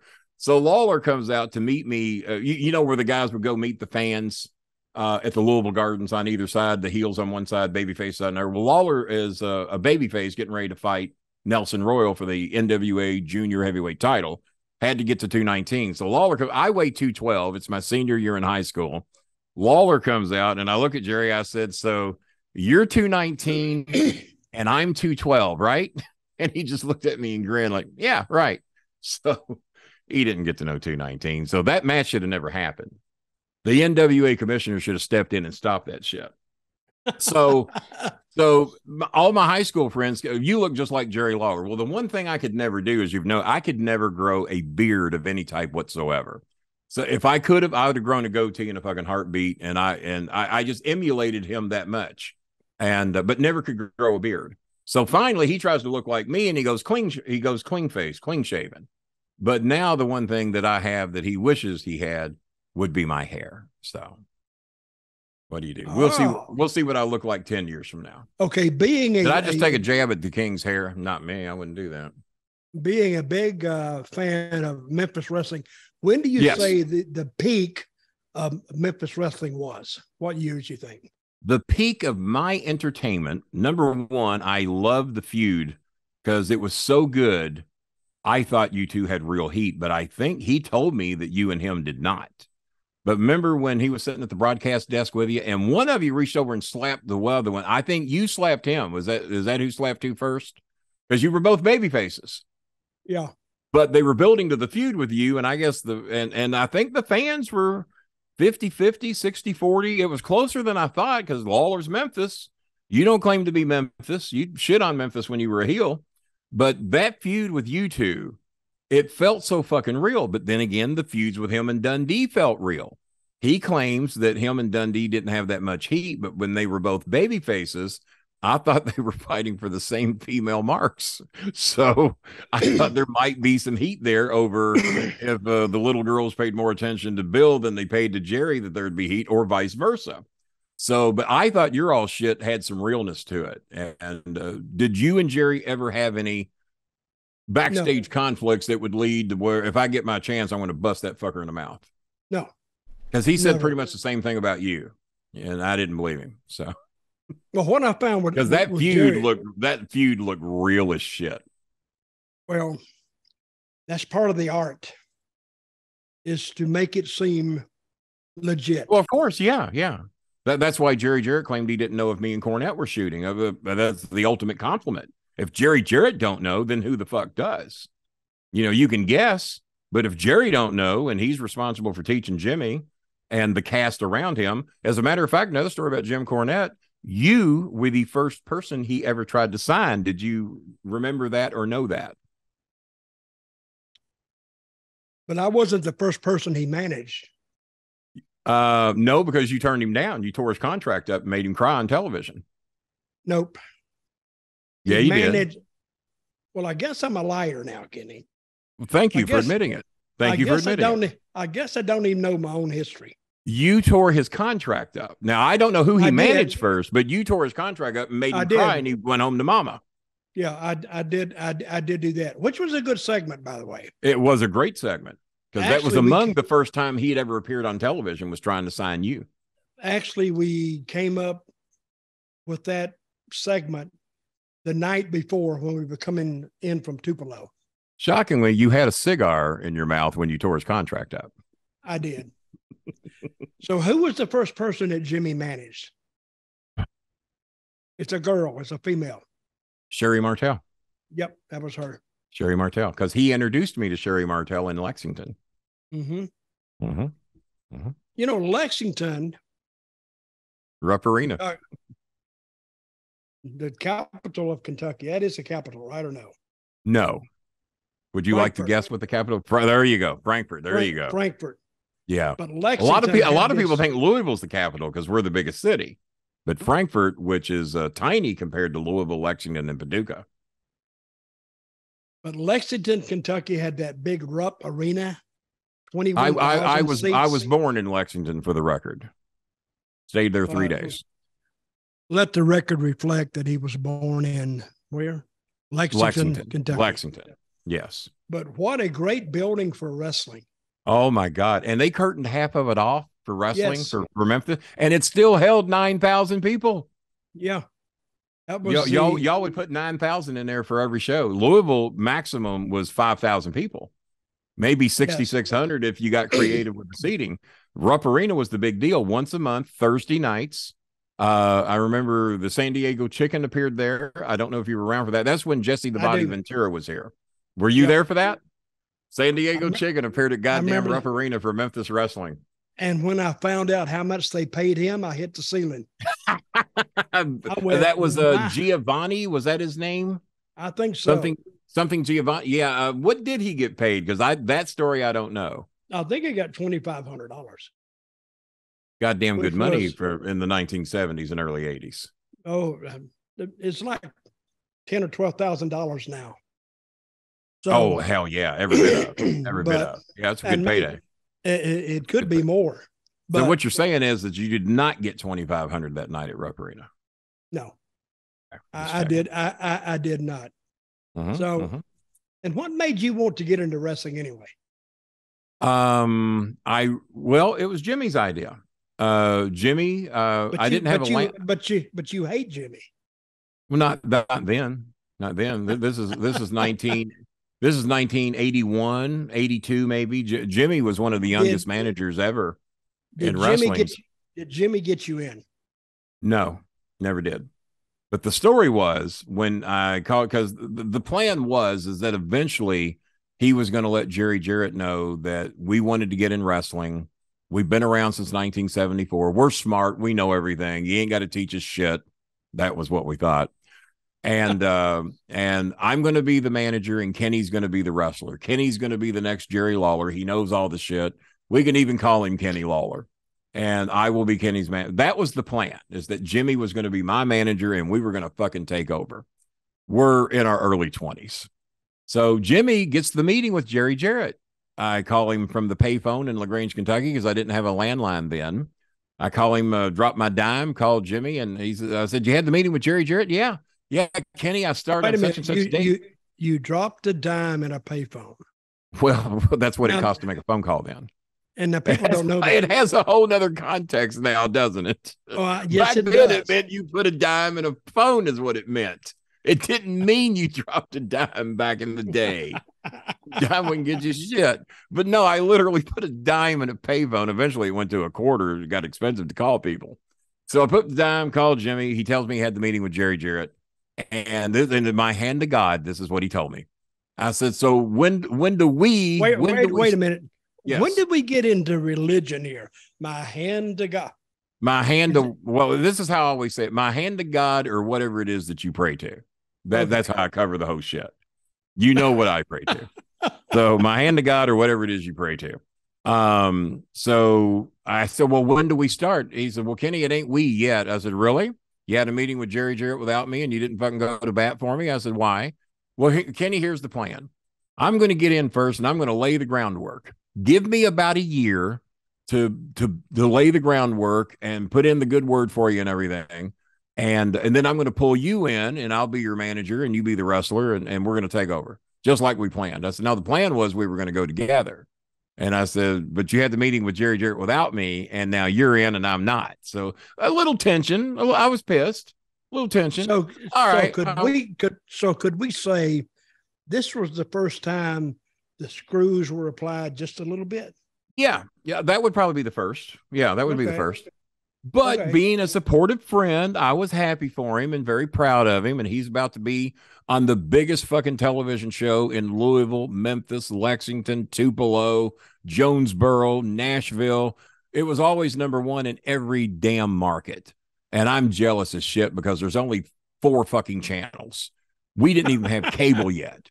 We didn't even have cable. The least known star in Memphis is a star in anywhere he goes because he's on the most watched. You remember Radford Tyndall? No. You know, he was one of the jobbers on Memphis. You remember Jerry Bryant? I remember him. Above Radford Tyndall, but still a jobber. He wasn't never going to win no belts. He wasn't never going to be in no main event, semi-main event, or even mid-card. Jerry Bryant was an opening match jobber that looked a lot like Jerry Calhoun, and he emulated Jerry Lawler, but not very good, not as good as I could have done. So, but the least known Memphis television guy was a big star everywhere he went because he was on Memphis television. Many of those guys, because I don't think anybody technically got paid for TV, did they? I was thinking about that the other day. Yeah. I don't think so because they said a privilege to advertise your craft. No kidding. Danny Davis inherited that. But in those days, we were making pretty good money. Yes. Yeah, you weren't concerned about inconveniencing yourself for an hour to advertise all the next 6 towns you're going to make a big paycheck at. We were already in the area on Saturday morning because, of course, they always ran a town on Friday night close to Memphis. So and then Saturdays, you all would do Jonesboro on Saturdays, right? Sometimes, or Nashville. Yeah. Okay. That's what we would do. So now Jimmy's telling me that give me a year and I'm going to pull you in. 7 years later, I am still not in, not even being thought of. And I run into Nick Gulas in Nashville at a Service Merchandise, and I had bought a surround sound. Now explain who Nick Gulas is to the fans who don't know. Nick Gulas is the reason that I fell in love with Memphis wrestling. And as a matter of fact, I played my clip of my first ever interview to where I'm interviewing Nick Gulas and George Gulas on WOW Wrestling in Nashville. Can you back me on this? Yeah. George Gulas was the worst professional wrestler of all time. I personally, and I've seen a lot of wrestling, in my 63 years. I personally have never seen anybody worse and less over than George Gulas. That's just my own personal. And I knew that when I was 12. I knew when I was 12 he fucking sucked. So if I know, I can only imagine what you guys knew. And the infamous line was, if the wrestler was not putting George over, George in the ring would tell you, "Daddy says sell." Is that true? Daddy says sell. That is true. I had one match with George in Shadow. You got to remember, George and Bobby Eaton were tag team champions. I've got a picture I'll send you later of George and Bobby Eaton. Bobby hated that. Poor Bobby. Poor Bobby. But he was the team without that. The Jet Set. Remember that? Oh, the Jet Set. Yeah, that's the picture I've got. The Jet Set.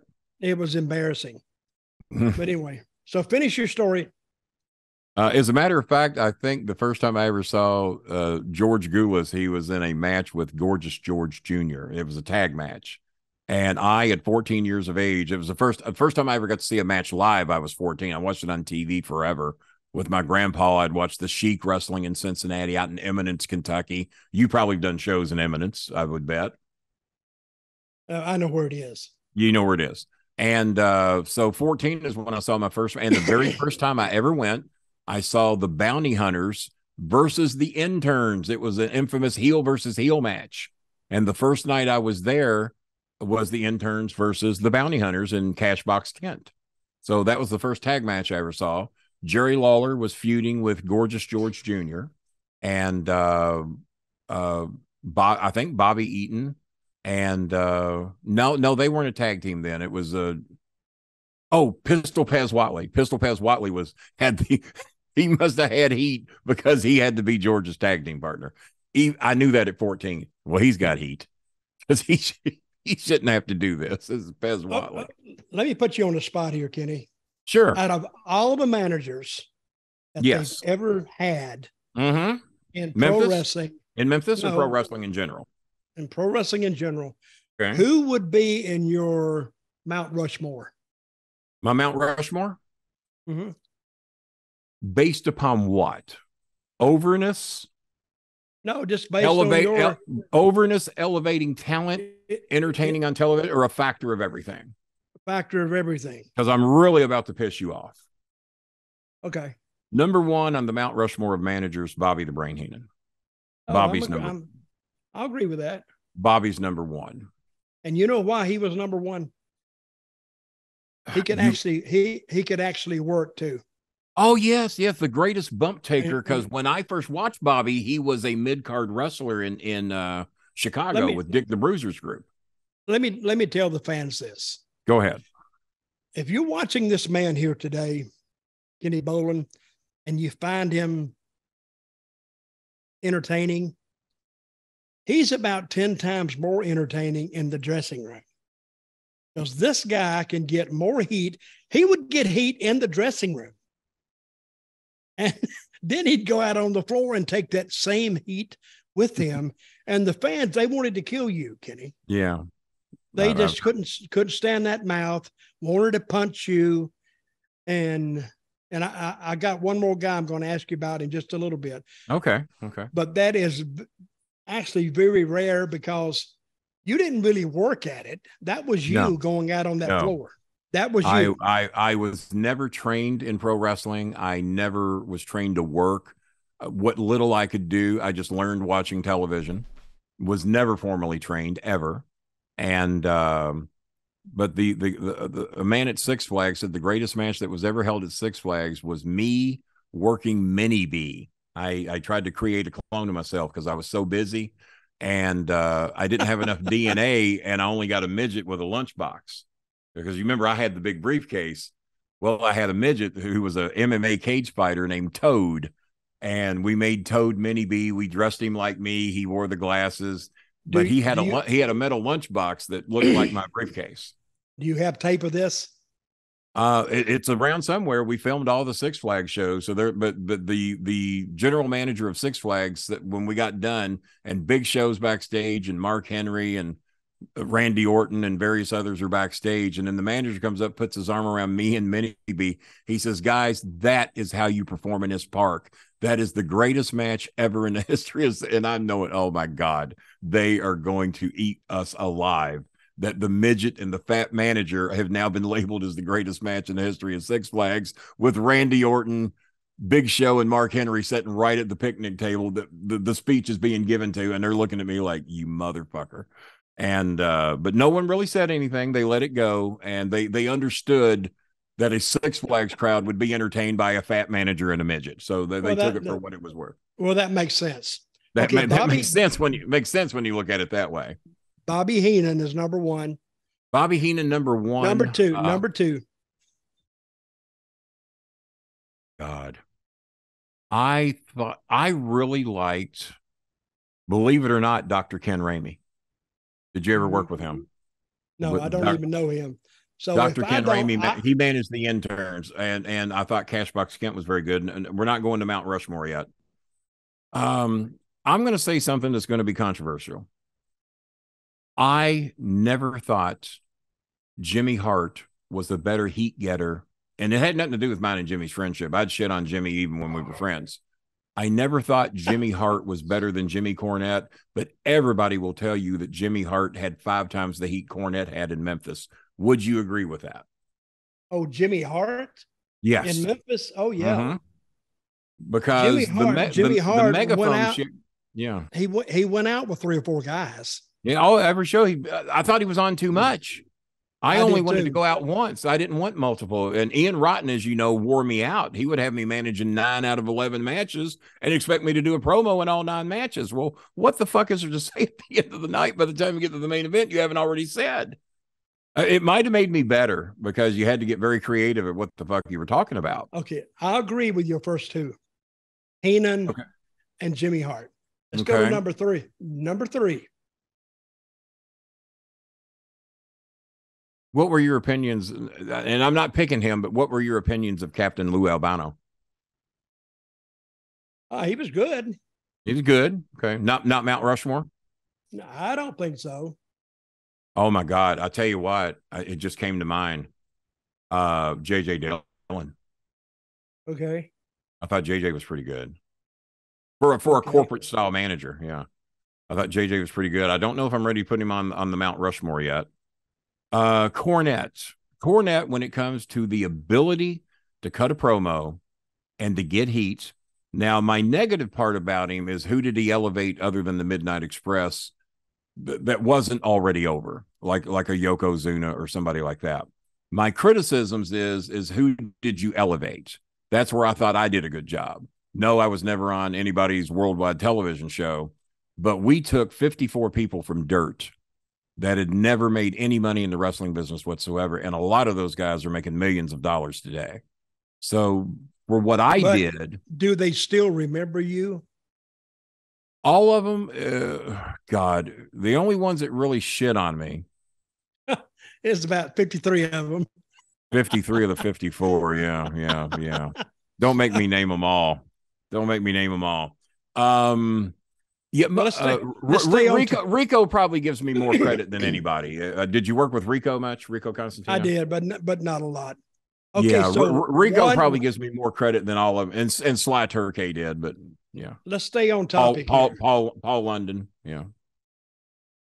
1 is Heenan, 2 Jimmy Hart, number 3 J.J. Dillon. Yeah, I think you got to put J.J. Dillon up there. Who's number 4? I tell you what, man, I really. You having to think about this. Yeah, well, I do, because there's been a lot of decent ones, but there's only room for 4 on Mount Rushmore. I'm not putting him there yet. He's a friend, and I really admire what he does. What did you think of the Sinister Minister? He was good. He was good. See, my problem. There's a lot of them that were good. You wouldn't put Cornette in The Mount Rushmore. I'm actually close to putting him there. My only negative comment is, who did he elevate other than the Midnight? And Dennis Condrey and Bobby Eaton had done okay on their own, but obviously way more fame as the Midnight Express than anything they acquired as a single. Would you agree with that? They had really not done okay on their own. They were great in the ring. But yeah. But as far as getting over with the fans, another story. But when they put them together and put Cornette with them, that's when they got over. That was the magic. That was the magic. You had the guy who could talk, and let's face it, Bobby Eaton and Dennis Condrey couldn't say shit if they had a mouthful, and we both know that. Okay, so are you putting Cornette at number 4 or no? He's there for now, but let's drop 2 or 3 more now. He's there for now. He's there for now because of what he got out of 2 guys that, like I said, couldn't say shit if they had a mouthful. And Dennis is still alive, so he'll be pissed. And Bobby was a dear friend. He loved my son with a passion. And I last time I saw Bobby in person was when they were putting all those guys in the Memphis Hall of Fame. And me and Jimmy rode down there and were part of the festivities. And guess who's not in the Memphis Hall of Fame? You? Yep. How the fuck can that be? Because when I think of the 3 biggest stars in the history of Memphis, I'm going to go 4. The 4 biggest stars in the history of Memphis that you put them on the card, you were going to probably have a goddamn sellout. Jerry the King Lawler, Bill Superstar Dundee, Handsome Jimmy Valiant, Dutch Mantell. I can't even think of a fifth one I can put in there that would be guaranteed to come close to a sellout in Memphis, Tennessee. Those are the 4 I would want on that card. Handsome Jimmy wasn't a permanent fixture, but you got to admit, whenever they brought him in, some bitch could draw a house. That's what I used to tell guys who want to learn how to wrestle. I said, guys, learning to wrestle is great, but you got to connect with those fans. Entertain. And who did it better than him? Oh, God. Handsome Jimmy, I saw him not once, not twice, but like dozens of times. Yes.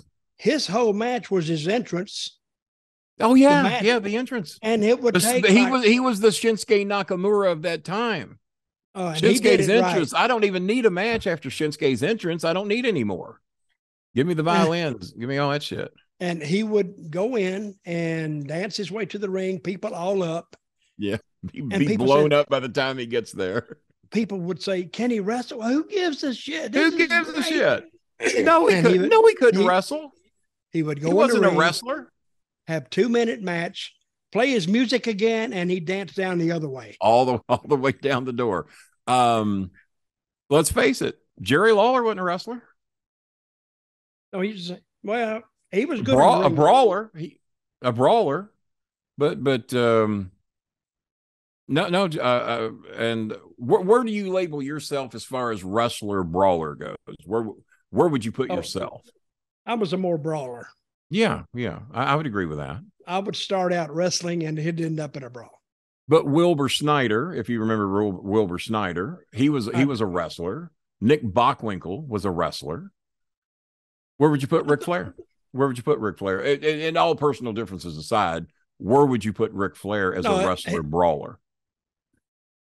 Well, he could do both. But we're back to we took the wrong turn in Atlanta. We're back to Nashville. We're on our way to Memphis.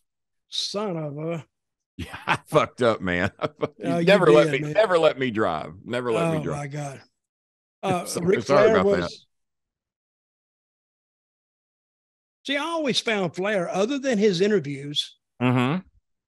I found if you've seen one match, you saw them all. Basically, you saw them all. He did the same stuff over and over. I hated the phony ass flip. Even as a kid, I hated the phony ass flip over the rope and the bullshit bump, the one he did in every fucking match. You know what one I'm talking about? Yeah, but the thing you can't deny is you can do that once every 3 months, but you can't do it every match. And he did it every match. Was my problem. Every match, and the punch, the stop, the 1 step, the 2 steps, and fall down. Yeah, he did it over and over and over. And his interviews at the end kind of got like repetitious too. Mm-hmm. Yeah, So- it was a lot of catchphrases we heard over and over and over and over. He might be the first catchphrase guy, if you really think about it. Jet flying, kiss stealing. He might be the first catchphrase guy. Was there anybody before him you can think that had something he said every goddamn time he talked? Well, I can't think right now, but I can't. where would you put Gary Hart? Not on Mount Rushmore. I'm going to go your route. He was good and he was believable. Good and believable, but for some reason, I can't get him anywhere near Mount Rushmore when it comes to managers. Okay, Paul Heyman. God damn. Boy, did I fuck up. Did I fuck up? What? Somebody's got to go. Hart or Cornette have to go because Paul Heyman goes there. Because when it comes to delivery, believability, and getting his guys over, Paul Heyman's done a pretty goddamn good job. Yeah. My son says that me and Cornette pale severely to the. I said, you're right, because I can't do the shit Paul Heyman does. If they said, Kenny, you got a job, but you got to do the shit Heyman's doing, well, I'm fucked. I can't do that. I can't do what Heyman does. And his and pardon my French here, his sucking off of Roman Reigns every week. Oh, my tribal chief. Oh, my. And he just does it in a way that you believe that's what he is and what he's doing. Oh, he does a good job. Yeah, he's awfully good. And my son says he just blows me and Cornette away. Just shut up. You're not in his league. And the more I see of him anymore, and I'm shocked he hasn't got weight loss surgery like I did, because I think he would extend his career a long time. But let me tell you something, Ken. He doesn't have my hair, so he's got that going against him. But go ahead. He's had 25 years of instruction. He has. And and let's face it, I had OVW for 17 years. Yeah, but you didn't have anybody to teach you. No. Well, other than mimic what I saw on television. That's what I'm saying. He has had a lot of professional instruction. Absolutely. Yeah.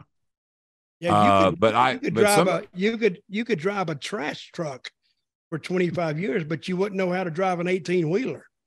No, and I don't. And I certainly don't and don't care to learn. So for the record, out of my Mount Rushmore, who do you kick off, Hart or Jimmy, and put Heyman in it, or do you? No, I don't. Heyman's got to go. I don't kick Hart or Jimmy off. JJ? JJ's got to move over. JJ moves over. Why? Because I just feel like a personal opinion. Heyman, look at his body of work. You got to look at the body of work. Mm-hmm. Yeah, you do got to look at the body of work. And I think, and JJ is great, but look at the talent he had too. It's like how we're supposed to pick our NCAA tournament teams. We're not supposed to base it on the last 10 games. It's supposed to be the body of work. All right, I can see where you're coming from on JJ. But body of work may have to factor into that. You know, what he did was good though. People have never brought this up, but ECW, they had a hot run. I went in the store one time and a guy recognized me. He went, "Are you Dirty Dutch Man?" I went, "Yeah."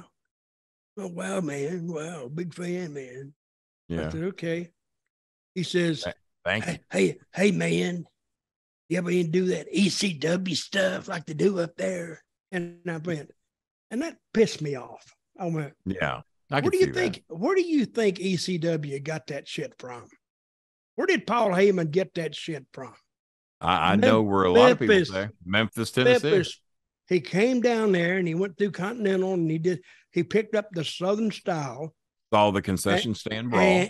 And he took it back to Philadelphia to a virgin audience. And he had not seen it. And somebody said, "Oh, ECW's better than Memphis, man." I said, "According to how you judge it." I said, "How big is ECW?" Once again, let's talk body of work. Yeah. They had some days. They had some days. How big is ECW arena? "Oh, no, man." I said, "Well, it's about 1,000, 2,000 people." Yeah, no, it's not that big. Not that big. 2,000. How many did Hammerstein hold? When Raw first went, what did that hold? Under 2,000? Oh, yeah. I didn't realize it was that small. Okay. No, it wasn't big. Yeah, I knew it was small. I didn't realize it was under 2,000 though. Damn. Okay. I've never been in there. But I would assume you had. They drew. The ECW drew about 1,000 people, 1,200 people in a smaller building. Memphis drew sometimes 12,000, 10,000, 8,000. Oh yeah, most of the crowds I would hear Lance Russell announce were 12,000 at Memphis. And what I'm saying is, and how often did they run the ECW Philadelphia house? Every month, every 6 weeks? Once a month, yeah. At most once a month. Memphis ran how long? How often? Every Monday night. Louisville every Tuesday night. Yep. Nashville may have been Wednesdays. Rupp Arena once a month on Thursdays. You got Evansville. Evansville was Wednesday nights. My bad. Yep. Nashville was Saturday nights. Yep. Memphis TV Saturday morning. Jonesboro, Arkansas was that Sunday shows for Jonesboro? It's Saturday. Tupelo. Saturday, Tupelo. Saturdays and sometimes you guys were running 2 shows on Saturdays. You'd have the split shows. Lawler would have a group at one show. Dundee'd have a group at another. Cornette got labeled with Dundee's group. Hart was under Lawler's group, and guess who got paid more? Well, yeah, I heard him bitch about it a lot. Who? Jimmy, yeah, him and Dundee. Jimmy, they were paying him. Jimmy put this out. When business went down, they were paying him like $250, $300 a week. Mm-hmm. I have a story. I remember when Jimmy, I moved him to Nashville, and I also moved him to Alexandria, Louisiana. When I moved him to Nashville, I remember he wrote me and said that he had to borrow money from his mother to pay his electric bill. I said, Jimmy, you're on Jimmy Cornette. Jimmy, yeah, Jimmy Cornette. I said, Jimmy, you're on fucking Memphis television. You are the lead heel manager. Him and Hart. How the hell are you not able to pay your electric bill? He says, well, I'm not. He never told me what he was making. That sounds about right, because I remember Steve Austin saying that he was lucky to make $200 or $300 a week when he was. Steve Austin died there. Well, listen, that was in the period. More or less, yeah. I was booking during that time. There's no telling you couldn't do enough. You didn't have the talent to do it. Yeah, because Hulk Hogan, we thought died there. We thought Brutus Beefcake died there when they were Terry and Eddie Boulder. I don't know if you were around for that era or not. No, I wasn't around for that one. Yeah, but it was when WWE was running all the blamed. When WWE was running all the moms and pops out of business. And once they've seen that WWE TV, then you go back to a regional TV, they went, they didn't watch it anymore. Worldwide television, Coliseum matches, closed circuit television for the first WrestleMania. Like the old saying goes, how you going to keep them down on the farm when they've seen Broadway? There you go. They're gone. But so yet, wasn't Memphis the last territory to kind of give way though? And another story. It was next to last. Another story I remember hearing about Memphis is that during Major League Baseball playoffs, Memphis Morning Wrestling was out rating Major League Baseball, not regular season, fucking playoffs and World Series. Memphis was getting bigger ratings than Major League Baseball playoffs and World Series. That's pretty serious fucking rating. And when was this? During that was during your era when you, Lawler, Dundee, Handsome Jimmy, during that era. They couldn't touch it. Memphis TV was at one time doing prime time numbers. It was doing numbers at 11 in the morning on Saturday morning. It was doing prime time numbers. Now, if they had known what they know today about selling TVs and doing that, but they didn't know, and the TVs wouldn't pay for it. Yeah, no, not then. Memphis TV would do a 55 or 60% share of all the TVs. All the TVs area. On in Memphis, up to 60% of them were watching Memphis Morning Wrestling. Yeah, that's a lot of goddamn people watching wrestling. Sometimes they would do a rating of a 22. Dallas was doing a 22 back in those days. And WWE bragged their ass off if they drew an 8 or a 9 share. Which that was. But that's national. That's national, of course. But it was good, really good. Yeah. But then again, your cable systems and it's changed. So it's maybe not correct to compare this era with this era because the TV systems. I have got horrible news. Jonesboro is under construction. We're going to have to detour. We got to not Jonesboro, Johnson City. Johnson City. I thought I'd made another wrong turn. Yeah, Johnson City's under construction. Well, I don't think I have any more questions. Let me ask you this before we go. Yeah. But we're getting about ready to wrap this up. Well, we haven't even got to Memphis yet. So. Well, not yet. I fucked up. Do you watch AEW? Some, not as much as I was, because my son really my son's a big fan of Kenny Omega, and he likes the Young Bucks. And I do think the Young Bucks are entertaining, but I have to admit, the first time I saw them introduced, coming in at a combined weight, and I thought this was a rib, because as you know, I used to weigh 589 pounds about 3-4 years ago. At a combined weight of 323 pounds, the Young Bucks of what? I weighed twice as much as the Young Bucks. Almost. That's a big difference. Oh I God. Outweighed them almost. Not that I weighed as much as the Young Bucks. Now I weigh about 330. So I weigh now almost as much as they do. But at one point I weighed 589. I was damn near twice the size of the Young Bucks. So I get criticizing them for the size and having it be believable that they can fucking whip anybody. That means something to me. I get criticized on Twitter quite a bit because I still go with the believability. Can the Young Bucks, can either one of those whip Brock Lesnar? All right. Well, the AEW fans think they can, and I cannot go there. You look at a fight. If you're at McDonald's and Brock stands up and one of these Young Bucks stands up, you want to call the police and arrest Brock for even looking at him because a murder is about to happen. Let's not let this shit go down. Please, somebody stop this. And that's how I look at wrestling. And no, Kenny, you're wrong because wrestling's not real. Okay. All right. The endings are predetermined. I'm glad you all finally figured that shit out. But I still want to believe what I'm seeing. When I go to the movies, I want to believe what I'm saying. I know it's not real. I know the Titanic didn't really sink. I know that volcano didn't really erupt on anybody, but I still want to believe it when I watch it. Same with wrestling. And that's why I get excited for matchups to where it be Stone Cold versus The Rock. Okay, well, that looks like that could be pretty good. Or Bret Hart versus Jerry Lawler or whatever the case might be. But when I see these little bitty fucks, Kofi Kingston, we were talking about Kofi Kingston the other day.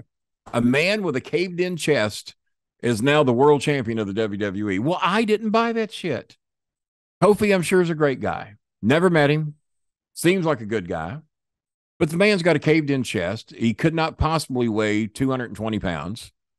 And they're claiming he can beat these great big tough motherfuckers, and I don't buy it, and I don't want to buy it. Your opinion? Okay, if you watch AEW TV, I see enough of it to know what's going on over there. Yeah. Other than the work in the ring, do you think? I think one reason WWE outdraws them. Storylines. Well, that's one thing. Because the Bloodline storyline was a great one-year story. No one does that. No one's ever done it. And that's what I kept saying on my podcast. They took their time with it. They had patience with it. They told a great story. We all saw it coming. I tuned in every week. If I saw nothing, I had to see what was going on with the Bloodline. I used to not give two shits about the Usos. Didn't even think they were worth having on television. But there was a time that I kind of felt the same thing about Roman Reigns. And now I tune in. And the story was so. And then Sami Zayn. I've shit on Sami Zayn so many times because I said he should be one of the greatest bump-taking managers in wrestling. Give up this shit that you're a fucking wrestler. You are a manager. You got a great promo. You got a horrible look. And people will hate you. You look like Fidel Castro with red hair. So do that. Do that. And I would have thought he would have been one of the great managers of all time. That motherfucker is the most over person in the company right now. Sure is. Nobody's more over. And you and I have not talked about this. You and I have not spoke much since our Sports Kita days. WWE, where they got them was here. In the heart. and the Hart. Once you can tell a story that emotionally involves the people, and they never thought this is not real because they thought it was real. Yeah. These guys really feel this way about him. Yeah. And they didn't. And I have an old saying, the people will believe Kevin Owens till you give them a reason to disbelieve. And they haven't given them that yet. So my hats off to them. I think Triple H needs to pulling be that off. Applauded for taking his time with it. And I think if Vince had stayed there, nobody else would have given them that time. Nobody else. Because almost they gave it so much time. Even I was saying, okay, guys, you need to pick up the pace a little bit. They already had the story. Yeah. They had to drag it out to WrestleMania. So. And listen to this shit. The match I wanted Sammy versus Roman. And I hear Roman wants to take some time off. I also wanted him to get to 1,000 consecutive days as champion. I said, well, it all depends on how bad Roman wants to be 1,000-day champion. Damn near 3 years. There have been longer, but there ain't too many that racked up 1,000 days as champion. You're doing something right when they keep the belt on you for 1,000 days. But I wanted, for a guy I shit on and said should be a manager, I'm now, a year later, let him beat Roman, because that's what the crowd wants. They will go fucking apeshit crazy if you let Sammy beat Roman at WrestleMania. No, it won't be the 1,000. Lose it 2 weeks later, a month. He doesn't have to keep it forever. What about Cody? I like Cody. Wait a minute. I like this. When you say, I like Cody. I like Cody. You know it's coming. And I know him. But I like Cody, and I know him, and I worked with him at OVW, and cried when he got called up because I thought the world of Cody. I haven't cried when too many people got called up, and I didn't manage Cody. I don't even remember feuding with him. I think I was primarily just TV commentary at that point, but I thought so highly of him as a person and knew that he had overcome a demon or two, and just thought the world of him. But Here it comes. As the man who would beat Roman Reigns and become the world champion of the WWE after being over in AEW for quite some time, as I guess technically he was like part owner for a while, wasn't he? Him, the Young Bucks, Kenny Omega were, I think it's. I never understood the setup over there. Yeah, that's the most I've gathered out of it, that basically it was Cody, the Young Bucks, and Kenny Omega that made AEW a thing, and then they used the money of Tony Khan to get it done with. We all need money marks if we can get them. Wish I'd have found him. But I don't think Cody is the man that carried the WWE title. But then again, who else over there is ready to take the belt from Roman and be a legit house-drawing champion? And I have trouble coming up with a name. Well, at least WWE has some avenues open to them. You know, the guy that's going to set waves over there? What you got? Gunther. He is over. Big time over. He's the Johnny Valentine of this new generation. I'm going to tell you why I disagree. He's good. We don't give a shit. Oh, you give a shit. That's why you're sucking that cigar for the last hour, because you give a shit. I think he's good. I appreciate the weight he's lost and that he took his shit seriously and got in shape. I saw the old pictures of him. I had never seen him before in his NXT days. He's worked hard, no doubt. The promos are decent, but I think that who's the guy that puts his hand behind his back and he's got the haircut and he's very thin and lean? Not Gunther, and not the thicker guy, but who's the thin guy? What's his name? I'm trying to think. Can you help me out, Romero? Can you help me out, Roman Romero? Yeah, I'm doing my best. I thought you were doing your fucking taxes, to be honest with you. No, I did those last week. That's another story. I'll look. You carry on. Pay taxes over there? Jeez, yeah. Yeah, the name of the guy, not the thicker of the guys who doesn't look like Gunther, but the guy with the haircut, and he's always got his hand. I love his image because number one, he really doesn't look like he can whip anybody, but he has the confidence of Muhammad Ali, and he's with Gunther. He does not win a whole lot of goddamn matches from what I've seen. Somebody help me with his name. Well, we know who you're talking about. You know who I'm talking about. But they need a third one like him. The other guy's got to go because he's nothing like Gunther or whatever his name is. And Ludwig Kaiser. I found it. That's the guy. Kaiser. How in the fuck did I forget that name?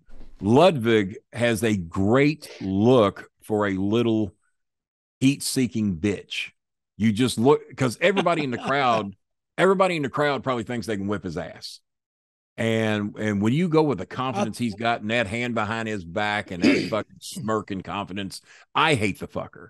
But I know what he's doing, and I still hate him. So that's when I really appreciate what somebody's doing. I think Gunther needs a little work on the promo, or he's going to need a manager to get him to that next level. But if they had another one that was just like Kaiser, that look and that build, that very lean build and that confidence, and they all three got their hand behind their back and they walk out in that little strut, God damn, that's over with me. I would never have thought to have done it. But if they could get rid of the one guy and bring in a third guy like Kaiser with Gunther, there's your managers. You've got two man, and Kaiser does a pretty good promo from what I've heard. Would you agree? He does, bad. But I don't think he can do one along the lines of even close to the Rushmore guys. No. He's nowhere near there. Get Gunther over. Gunther gets over by himself. So we disagree on that, but I do like Gunther. What does he do that you think gets him over? Maybe I'm missing something, because I probably don't watch it as much, because you all got to do the reviews and I catch it time to time. Gunther just beats the shit out of him, and they beat him back. Yeah. If you're sitting ringside, when he throws that chop, you can hear it to the top. I've seen the chest on some of the guys when they get done. Now, my criticism of AEW is that the backstage shit sucks. It's not that good. Well, yes, sucking would mean somebody actually gave a shit to say it sucked. I have never seen such bad backstage production of promos. You can't call those fucking promos. I don't even know what they are. They're 45 they're horrible. seconds. They're too short. There's no time to tell any type of a goddamn story. And you wonder why they even went back there. Why did they waste the time of a cameraman and an announcer and 6 people to stand there and say nothing? That's my criticism. They're horrible. I can't remember the last good one I saw. It'd have to involve Jericho, because Jericho's the only one who knows what he's doing. Kenny? Yes. I'm gonna call Tony Khan? Yeah. Tony Khan. Well, you're probably in tight with it. You're probably tight. That you blasted him. I don't approve. Okay. Well, you have said yourself that you and I could walk on a ramp. You said this when we were on Sportskeeda. You said, because you were talking about somebody couldn't get heat if you doused him with gasoline, set him on fire. I think it was if it wasn't who's the Irish guy. I think he just quit. Yeah, he took all his the big guy with the sword. Help me out. Drew McIntyre, the Scottish guy. Yeah, he was an OVW, and I forgot his goddamn name. Drew McIntyre. I like Drew. Nice guy. Loved him at OVW. Has trouble getting over. Not exactly sure why. Don't know what we do to get him over. But I can't. No, it wasn't him you said that about. You said it about oh God, the one that won the money in the lottery. Then he had the laughing gimmick. Happy Corbin. Oh my God. He once again might be a nice guy. Never met him. You're talking about Corbin? Yeah, I think you said about Corbin he couldn't get heat if you doused him with fire and threw a match at him. Nope. God. And then what manager did they put with him recently? And I said, I don't care how good this man, he's never going to get over. JBL. They put JBL with him, and I told Chris, I said, JBL will quit. JBL will quit the business when he realizes he cannot get this guy over. Because if me and Dutch Mantell say, nope, he can't get over. If Dutch can't help him, and if I can't help him, or Cornette or Hart or anybody else, he can't be helped. But talking about Corbin, I was a big fan of his when he was broke. That was better. Broke was better. Much better. I go along with it. Broke was better. But the slum look and just no money. We don't know why he's showing up for work if he ain't got no money. Apparently, WWE just cut his checks because he doesn't have any more money. I don't know why he doesn't have any money. Apparently, WWE's refusing to pay him, and he's showing up for work anyway. I put that shit on him. Have You're you coming to work and they're not paying you? That shit's on you. Have you ever talked to Tony Khan? I have written him a couple of times to offer some input. Didn't get anything back. But no, I've never spoke to him. No, never spoke to him. Yeah, I agree with you 110%. That backstage stuff in AEW, it looks as bad as I've ever seen. An independent show. That's what it looks like. I've seen independent shows do better. I've seen independent shows do better. And the lighting they do on their show, bad. It looks dark. Bad. It doesn't look like, if you're going to compete with WWE, you got to compete on all levels. What I would do is, number one, do away with the 45-second segments because they couldn't succeed if they had to. Put the people who can actually talk and entertain on camera. Let those people do that.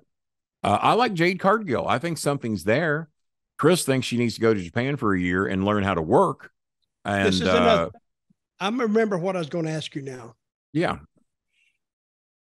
My big criticism of WWE over the years is they keep. We're in downtown Memphis right now, so we're getting there. We're almost there. If we're in downtown Memphis, duck. Okay, damn. Get out of the line of fire. Get out of the line of fire. If you're in downtown Memphis. Yeah. The cops will rough you up down there. They keep people on the main roster, and I'm not advocating for anybody to lose work or anything else. Mm-hmm. But it's a matter of people change. Even the TV shows, they change. Well, they have a roster of well over 90 people. That's what I'm saying. But the roster, say for SmackDown, which is the one I'm more familiar with, they need to get rid of some of those guys, or let them go back, or pay them when they're off and bring in some new ones. I have not seen Raw this week. Was the draft this week or is it next week? No, it was this week. Oh, well, I haven't seen the draft, so don't ruin it. No, I think it's next week. It might be on SmackDown as this show comes out. It might be tonight. So it'll be this Friday. So the Friday show will be the start of the draft and then go to Monday. So they've debuted this new belt for the Raw brand or the SmackDown brand, whichever one Roman Reigns doesn't go to. Doesn't Dutch review these shows? How does he think they had the draft? I don't know. I don't pay attention to Raw. Okay, obviously. We have established that here today. I knew SmackDown had the draft coming up, but I thought Raw led off. You would have thought Raw would have went first, right? Yeah, I would have thought. I would have thought that. Yeah. What do I know? What do we know? What do we know? So who would you say has the better show, WWE or AEW? WWE by light years right now. It's not even close. Not even close. See, people who talk about AEW is in a war with WWE, I've said this before too. When you're in a war, wouldn't the other side have to know that a war was going on? It's exactly on a much, much smaller scale when Ian Rotten, what all of his shows would talk shit on OVW. And the thing that we did is we never mentioned their name. We didn't acknowledge they existed. They could say that we were over there sleeping with 8-year-olds and we would ignore it. They don't exist. They're nobody. We have a real television show, or at least we thought we did, compared to what Ian was doing. Ian had 3 shows that actually made it to television. The ring was the canvas was duct taped together. Did you work any of the shows that had the duct tape canvas? Because I did. No. It was embarrassing to be on television, and 30% of the ring is duct tape. You ever met Vince McMahon? How many times you meet Vince McMahon? I know you met him. About 3 or 4 times. About 3 or 4. Is he your hero like he is Ric Flair's? I'll tell you what, because Flair said he's always been good to me. I can say that Vince McMahon has always been good to me and my son. He invited my son to sit down and have dinner with him at catering when we had Brock Lesnar and Shelton Benjamin take on Rico and John Cena for the tag titles. We were the dark match before Raw. The match that was going to open Raw was not ready to go. They loved it in Gorilla. They said, can you all go out and do that again and change the finish? Jimmy said, yes, they can. Get ready. The match is the Raw match not ready to go. We're going to act like we're going to join it in progress. Just change the goddamn finish. So we're ready to go. And Vince was very complimentary that night. When Jimmy introduced me to Vince, Jimmy had told apparently 1,000 stories about, well, me and Kenny did this, me and Kenny did that. We used to watch wrestling up on the roof with the black and white TV. We love wrestling. We know wrestling and all that. So Vince was apparently of the thought that I was a figment of Jimmy's imagination. So Vince had been hearing stories about me for years, apparently. So Jimmy takes me backstage at the Freedom Hall show that we're going to do the dark main event. And he says, Vince, my friend Kenny Bolin. Well, I'll be goddamn. You actually exist.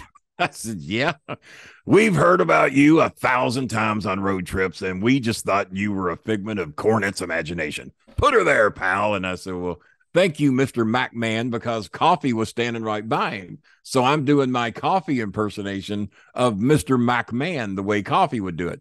He says, oh, my God, not another one, because he thought that I was taking Coffee's thing and applying it to him. So he was nice, but it doesn't erase the shit that so many people said they've done. And not to get political, but when 43 people accuse you of sexual assault, when one person is currently in a rape trial with you right now, 12 others are waiting to go to trial with sexual assault, 43 accusations, you wouldn't speak to your brother, father, uncle, or sister if they'd been accused of that.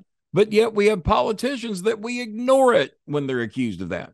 But if my Uncle Billy was accused twice of sexual assault, we would ban him from the family, never speak to him again. But our favorite politician does it, and we ignore it. Some of us. Your thoughts? James, do you have any more questions for? We need to have Mr. Bolin on here again. That's so nice of you. Dutch, have a guess how long we've gone. Been a while. 2 hours. 2 hours. 2 hours 40. No. What? I did 3 hours and 15 minutes last night, so I'm happy to stay another 2 hours and 40 minutes. 2:40. I did not. I looked at the clock and it says nearly 2:00. Y'all asked me to be here at 11. I had camera difficulties, so I have been here almost 3 hours. And of course, we did the backstage shit for a little bit. So yeah. Yes. By the way, we were talking about Jonesboro, next exit. You speed it up then. Well, I had to kick it in gear. Memphis didn't seem happy to see us. I had to put the pedal to the metal. If we did another one, just think of how many more people we could knock. I got a list. See, the thing in wrestling is when somebody says, and you just did an example of that, Kenny. With Cody Rhodes? Yeah, when you say, I like him, but, and you know immediately, but, and then you know the big slam is going to come. I say, oh, he didn't. Well, I didn't really slam him. I just said he wasn't worthy to be the world heavyweight champion. This is how I used to say. And I know the marks will disagree with me. Those that love Cody think he earns that belt and he should have it for the next 10 years. I'm under the impression that Cody may not be the next one to win it. Because Cody's interview, he talked about hard times. And they're trying to Dusty's talking about hard times. They're trying to keep Dusty in it as long as they can, all the hard times. And if he overcome his shoulder injury and he failed in his first attempt, and so that's a long story. That's a long story that they can work to. I will make a prediction and say it won't be happy or unhappy Corbin. It won't be him. It won't be Drew Well, I don't. Have they ever put the belt on McIntyre? I think they have. McIntyre's had the world title, right?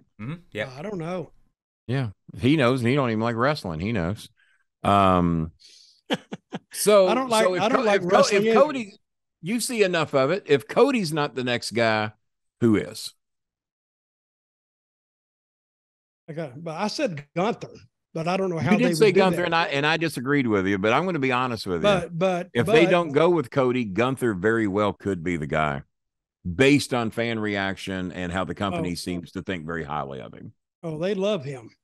I think he needs another year. I think he needs another year. But you know what?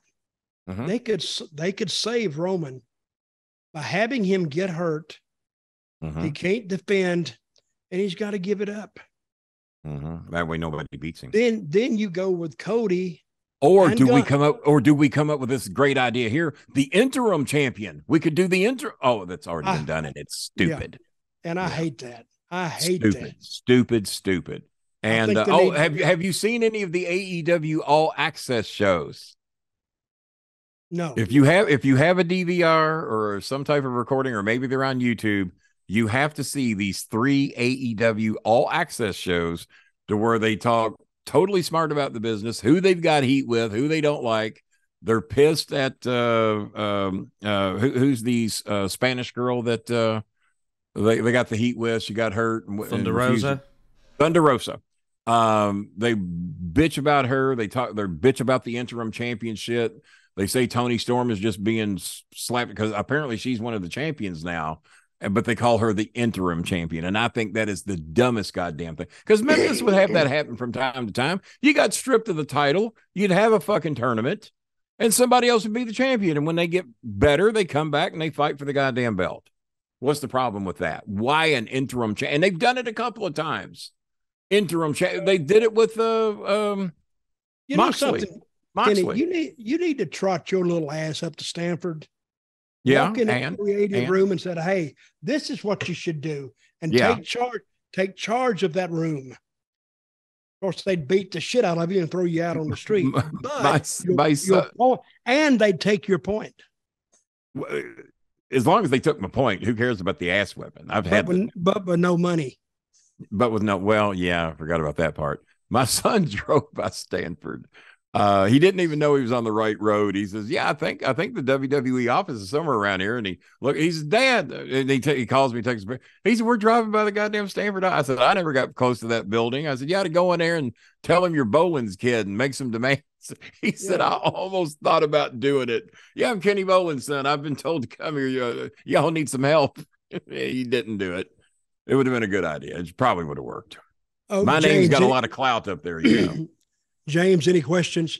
No, I'm quite hungry. So you do the wrap up, Dutch. I'll leave it to you. Wait a minute.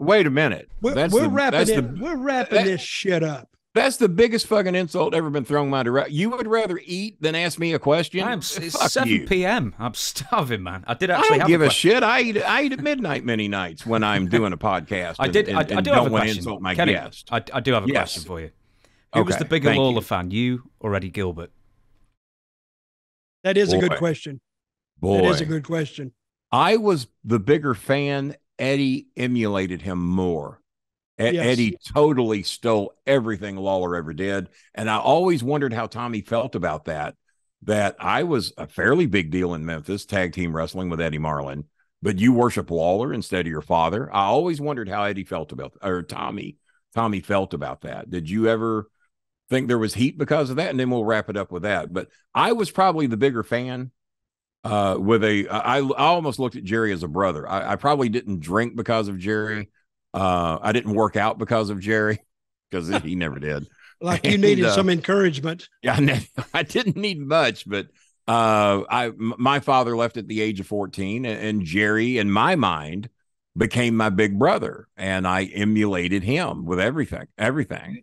So I was probably the bigger fan, but Eddie emulated him even more than I did. You had some mental problems, didn't you? I was dropped on my head. Okay. My mother said I tried to commit suicide at age 1.5 when I jumped out of my crib. I can beat that. Fell on my head and shit changed after that. I was an unwanted child. My mother left me the day before I was born. Oh, now that's not easy. That's not easy. Okay, who else did Eddie Gilbert? You must have had a long umbilical cord, is my guess. Probably. Who else did Eddie Gilbert emulate in the ring? His other hero. Wow. God damn. Terry Funk. You know what? I didn't catch so much of the Terry Funk. What did he do that you labeled with Terry Funk? Oh, he'd do a lot of Terry Funk stuff. He'd walk forward and do the Flair bump, but you know. Yeah, okay. I guess in some of the bumping, you're probably right. Yeah, some of the bumping. Funk did it too, but the chewing the gum during the promo, that was Lawler. the mannerisms, a bit of the walk, the tights. Never saw him wear trunks, right? I don't remember it. If it was in the very early Eddie Gilbert. Yeah, he wore tights. Yeah, I don't remember ever seeing him in trunks. I only saw Lawler in trunks once, and that was when he had the real short hair in 1972 when he had his first match against Tojo. My first ever match, I managed Tojo. So me and Lawler have that. Is that your answer? Yeah. Yeah. I was the bigger fan. I was the bigger fan. Okay. Yeah. Well, Kenny, where are you going to be? I got the man's damn crown sitting here crying out loud. Eddie Gilbert didn't even have the man's crown. Let me close the show out, Kenny, please. Where are you going to be if somebody wants to find you? Where will you be? I don't know who the hell that would be, but if they wanted to, they could find me here in the Highlands in Louisville, Kentucky. If you want to watch my shows, I do live shows every Tuesday night and Thursday night, which Dutch Mantell is going to be a part of real soon, whether he wants to or not. It was part of the contractual agreement to get me over here. Tuesday nights, Thursday nights at 9:05 p.m. Most of the time, I do have Bill Superstar Dundee on my show at 6 o'clock on May the 4th. Special 6 o'clock start because apparently Bill goes to bed early. He's doing a personal appearance somewhere, and I think in Arkansas. And he's going to do my show from this personal appearance. And they said that Doug Gilbert might even peek his head in and say hi. But for whatever reason, I hear we have heat that I didn't know we had. He was asked to do my show here a while back by my co-host. And he said, why would I want to do that fucking Bolin show? And I thought we were cool. But if he's a Trump supporter and he knows my opinion, that might be why he doesn't want to do the show. The only thing I can think. Did we have an agreement, Kenny? No politics. What did I say that was political? I just said he might not want to do my show because he knows how I feel. That's all I said. That's political. And I waited 3 fucking hours to get that in. Goddamn, Dutch. What do you want? Hey, what's the editor's name, James? Chris. Oh, Tim, take that out. All right, yeah, Chris, take it No, out. I'm kidding. But the show is The Bolin Alley. Just go on YouTube, search The Bolin Alley, BOLIN, not BOWLING. And it is www.youtube.com/The Bolin Alley. We have done somewhere over 1,300 episodes since we started doing our own channel. And of course, I've done The Bolin Alley on other affiliates, such as Brian Last. I did 2 shows. There's another show in New York. I did 2, and then I got rid of him.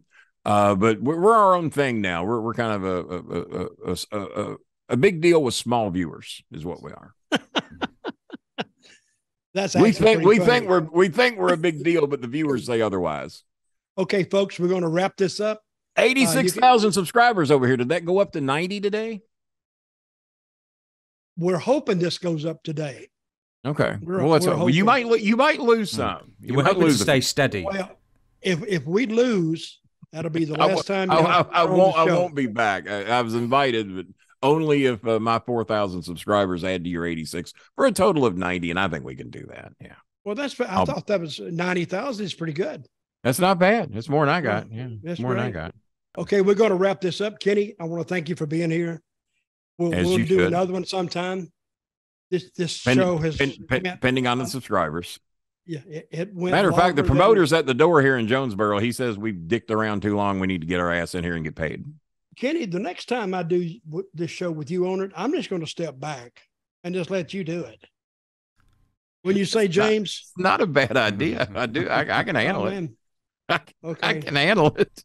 You always said, Dutch, that when we got Jamie Dundee on eventually, when we found him, all you'd have to do was ask one question, and then Jamie would just answer his own questions for the next hour. I know where he's at. I know where he's at. You want me to help? He emailed us, and we tried to set up an interview, and then the next time I emailed, it was probably deactivated. Yeah. Good luck on that shit. You got any Jamie Dundee stories? Yeah. Save them. I was ahead of you. You said, do you have any stories? Yeah. Kenny, you know what time it is? I do. You got any Lawler stories? I do. Dundee stories? Mm-hmm. And a lot of Cornette stories? Oh, absolutely. Okay. All you want. All right, fans, we're going to wrap this up. Hope you enjoyed it. We're going to invite Kenny back sometimes within the next 3 years and have him back over here. Kenny, thank you for joining us, and we'll see you next week.